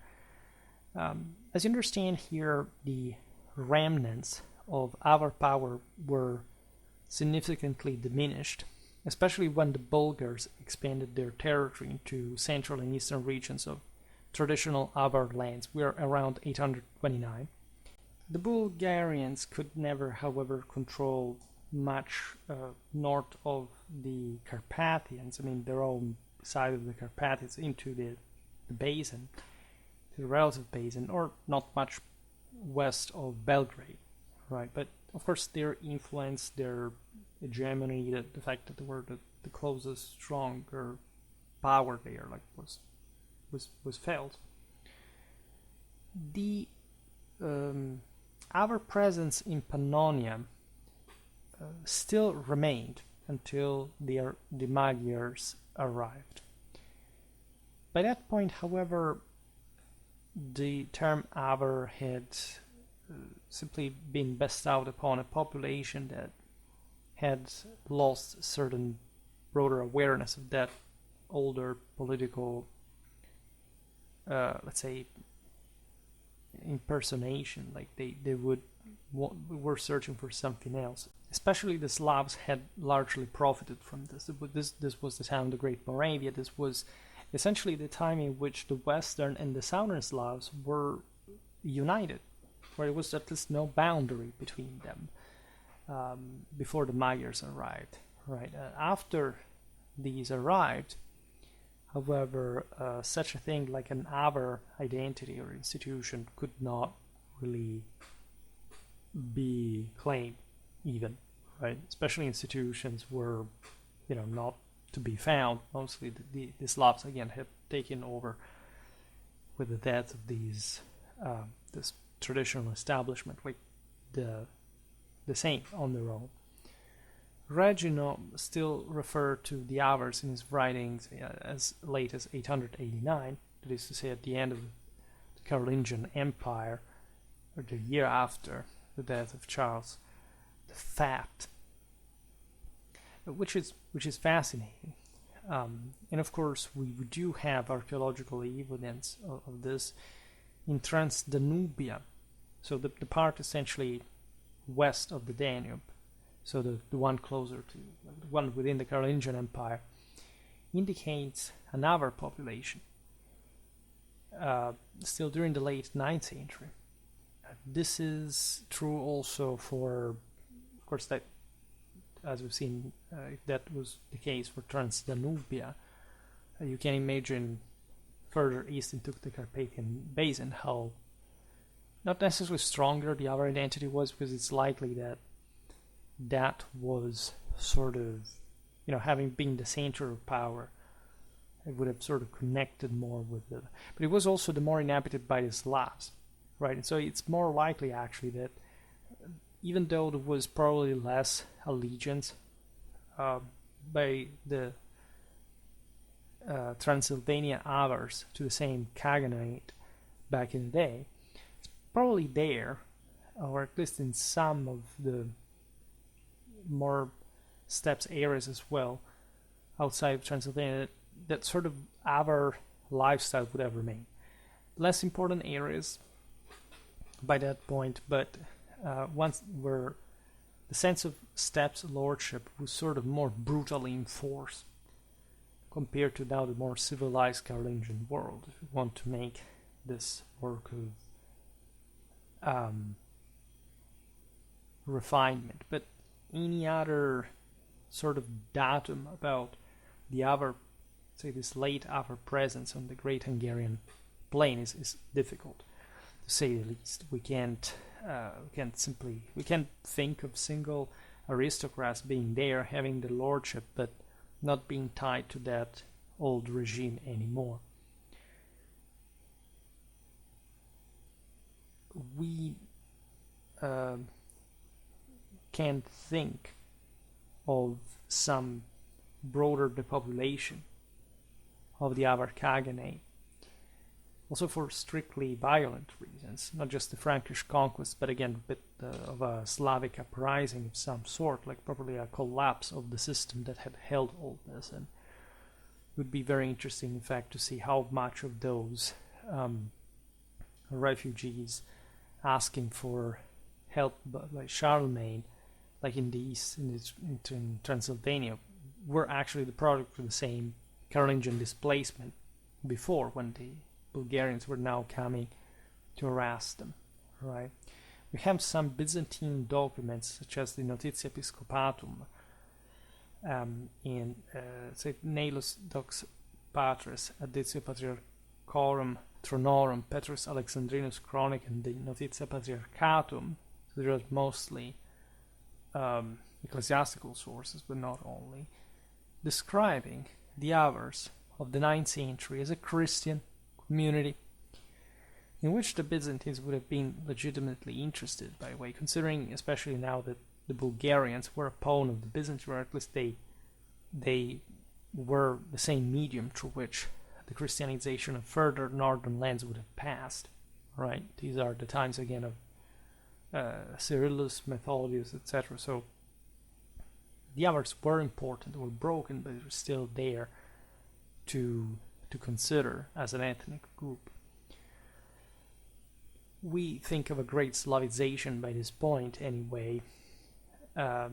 We can imagine also at the arrival of the Magyars, the Avars simply blending with them, in part maybe re-establishing in some aristocratic case, maybe, I don't know, some Magyar nobleman would marry into this Avar nobility to reinforce that sense of, okay, these were the warlords from the steppes that have that more autocratic lifestyle and whatever. But in general, the Avars ceased to exist with the arrival of the Magyars. So this happens often. Again, they lived on into the place, but they were a minority, a quite decadent one, and one that could not simply restore itself. We have, of course, some evidence besides also the Magyar language and its legacy from the previous times of Turco-Slavic speaking communities. This is true also in other places that end up under Frankish control, and that would be eventually taken over by the Magyars in the late 9th century. Needless to say, this is a bit more of an unstable part of Europe, so we continue having scarce evidence for anything practically. But we know these things happen, and if you look at the broader picture and everything that we know about the local populations, even still today, ethnoanthropologically, historically, linguistically, like everything sort of makes sense. We know that this trace is there, in that, and we can even, in fact, track it to a degree. The aforementioned De Administrando Imperio, where in the mid-10th century, speaks of descendants of the Avars in Croatia that are recognized as Avars. And this, again, especially from a military point of view, would have been an important point in common in some way. Consider that even the Croatians and the Serbians would have actually been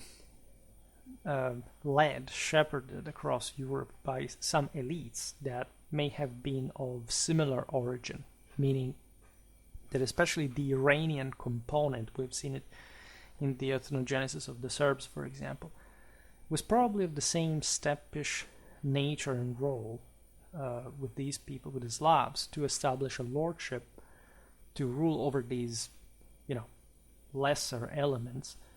And so if we admit that these peoples moved under, say, the guidance of some Iranian prince that was maybe also partly Turkic, or there was some kind of general recognition of power, as we were saying before, through cooptation, various migrations, etc., between elites that now identified mostly in their way to make war, for example, as knights, as heavily armored horsemen, with our beautiful pictures inserted also in here, that were shared, as we've seen, between the Khazars, the Bulgars, the Arabs.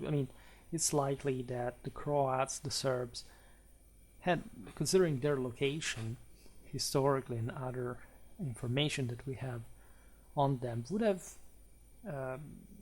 actually partaken that equestrian, authoritarian culture of the steppes. That also the Slavs, a bit in their own, think about the Kievan Rus compared to the Khazars, or we're talking literally the same places where at some point this elite would have ruled. So even in strictly ethnographic sense, it doesn't make too much sense even to sharply divide these peoples. Here there were the Slavs, here there were the Avars. Not just they overlapped, but even in those areas that we think were more fringe and more markedly Slavic, there might have been Turco-Iranian, Mongolian rulers as literal lords in their local fortified camp, just lording from a hilltop, like lording over the peoples down there. And it's these are, of course, notions lost in the mists of history, but they're nevertheless very concrete. Like, if you remember what we said before about these movements of people, think about the Nagish and Miklos medallion, right? That kind of guy that brings that literally rides with his coat of mail, holding the head of a captured prisoner with his hand and shepherding him with his what appear to be some metal vambraces. It's really you can't avoid to see even a Mongol Chinese style of horsemanship, of leadership. You can feel the steppe, you can feel the East, you can feel that different model, and this was maybe created by, I don't know, a Slavic manufacturer. We don't know. But even trying to separate the two things doesn't make too much sense. Some scholars said, however, that, for example, regarding the aforementioned statement of the Administrando Imperio that there were Slavs that there were Avars in Croatia, that this was not true, right? The Avars did not inhabit Dalmatia, including Lika and other such territories. Why? Right? There is no reason to think that it wasn't a boundary. No, sorry, here you can't come. Right? It would have been more difficult, also less desirable, but not impossible at all. Right? Surely, consider that still today there are Avars in the Caucasus, for example. So some say, who are these guys? Because that's the other problem. Like, are these the descendants of the historical Avars, like the Alani, like in the Ossetians, right? It's all like you don't want to open that can or see what it's inside, especially when you have actually made lots of views thanks to these topics. In fact, that's also why I choose this episode sometimes. But albeit there may not be like an overwhelming ancestral connection still, because of course peoples change. Like some are blatantly Slavic, some are, as we were saying before, even among the Avars there would have been Iranians, other groups like you. There is a lot of movement, and you can't quite, especially in this sort of looser populations, like from a political point of view, you can't tell who's who. They're constantly changing sides. They're constantly shifting allegiances.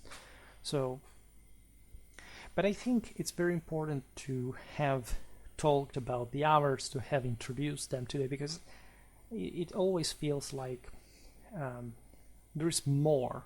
We can say there is more that deserves to be told. Especially considering the enormous amount of information that altogether, once you pattern altogether, you can easily sketch out, like you can easily test as being actually very reliable, actually very very accurate, right? We're not looking at strange things without, even as everything sort of adds up. And it seems to me extremely important for this kind of evidence. Like I don't believe that we are here very far from the truth. You see, if you can say how history is made, history is not made by one evidence that tells you, oh my god, I told you it's like that, or that easily, by the way, degenerates into some sort of paranoia, because you want to see everything in one tiny thing, while you have limpidly like the picture provided by just this bunch of stuff you can easily research without going too far, and simply seeing that that's it, that's how it worked. Like, what's the surprise about certain things? Except people, again, mostly weaponize this stuff for their own kind of ethnic issues, and they actually discontent a lot of people in this way, because they are overall forcing hand into interpretations that can vary depending on whatever they feel like can be the same or the opposite of it. Deliberately, like, I don't know, finding the typical saying, here in the source it says that, I don't know what's the thing, that the Alans were Turks. Yes, because the Byzantines normally made this ethnographic, everybody knows that, this classicistic references to people like, I don't know, the Goths were the Scyths, for example. Because why? Because in antiquity there were the Scythians there, and so if that was true in Roman times, it had to be true forever. That was more or less the Byzantine idea behind it, because it reinforced their own raison d'etre as a power. And except, we know that things were a bit different, and like we know it well. Like it's not a matter of speculation. Sometimes you wonder how much people can continue speculating about things that at the end of the day we know very well, and we do not need this constant proof, explicit, formal, whatever. It happens only for certain places, must say, but it's still amusing. It tells a lot about people's psychology. In any case, it was important to make this video about the Avars, because I had never really made one only on them, or at least in this comprehensively political, evidential, historical sense. Now, I hope that this will glue together a lot of different topics from the same video, because this is what I do sometimes.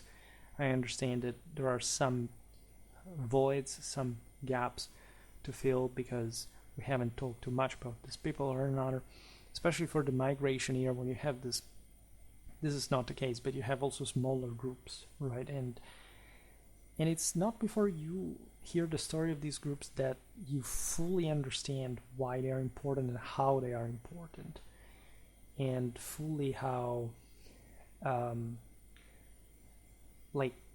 everything is connected. And the Avars, being this enormous cauldron, really work excellently for it, because you have basically everybody being encompassed by them, and it's a pretty straightforward history that must be told, also in its less edifying aspects, because as we've seen, it's not like these people eventually achieves who knows what. Like, they are a very considerable presence, they're strong, they're dangerous, but they also have so much power, just so much power, that can't be in fact overused, leading to a pretty soft, or at least quick end that that really, if you think about even the timeline here, like, it's very speedy. It's something like the degeneration of this force is very quick. And today also we looked just at the fundamentals.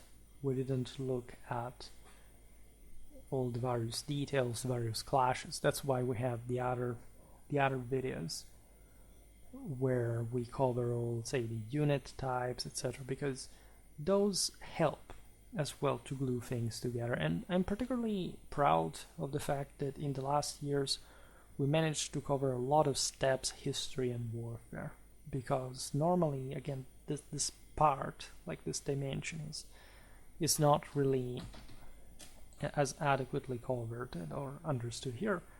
Made lots of videos AC, which at least there is Avar in the title. I hope this video is going to be, again, really climatic. Let's put it this way, because usually whenever I talk about the Avars, I make so many views.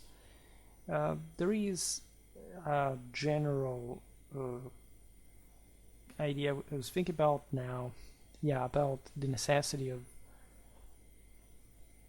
connecting a bit the dots across Eurasia as well. There is an in-between where we will have to cover with the Khazars or the Magyars, whether in similar videos like this, that really feel like bridges, like they make you feel as if history was more secure in the way you just told. It's not just all concentrated in Western Europe, as we mostly try to do, and I think we don't talk enough about Western Europe, but it's also about knowing the big connections, that the peoples really made it happen in many ways, and that really also messed it all up in many others, and that therefore we must see also as a bit, you can argue, among the great defeated in history, right? And this will be useful. Again, I'm glad to have covered them. We'll surely also come back, because usually when I decided myself to cover a less covered topic, in fact, to compensate for it, is usually from the cycle there is a video arriving from there, especially about the steps I made so much. I don't remember how many playlists I created, but about steps stuff as a title. Steps warfare, yeah, we have it. This is not warfare, but it would be interesting to have something about steps history as well. And again, we will see. It's always a challenge, but let's do it. For today, however, I stop it here. I just hope that you enjoyed this video. If you did, please share it. Otherwise, leave a like or subscribe to my channel if you're interested in my upcoming content. As always, I thank you heartily for listening to me. I wish you a nice time and see you next time. Bye.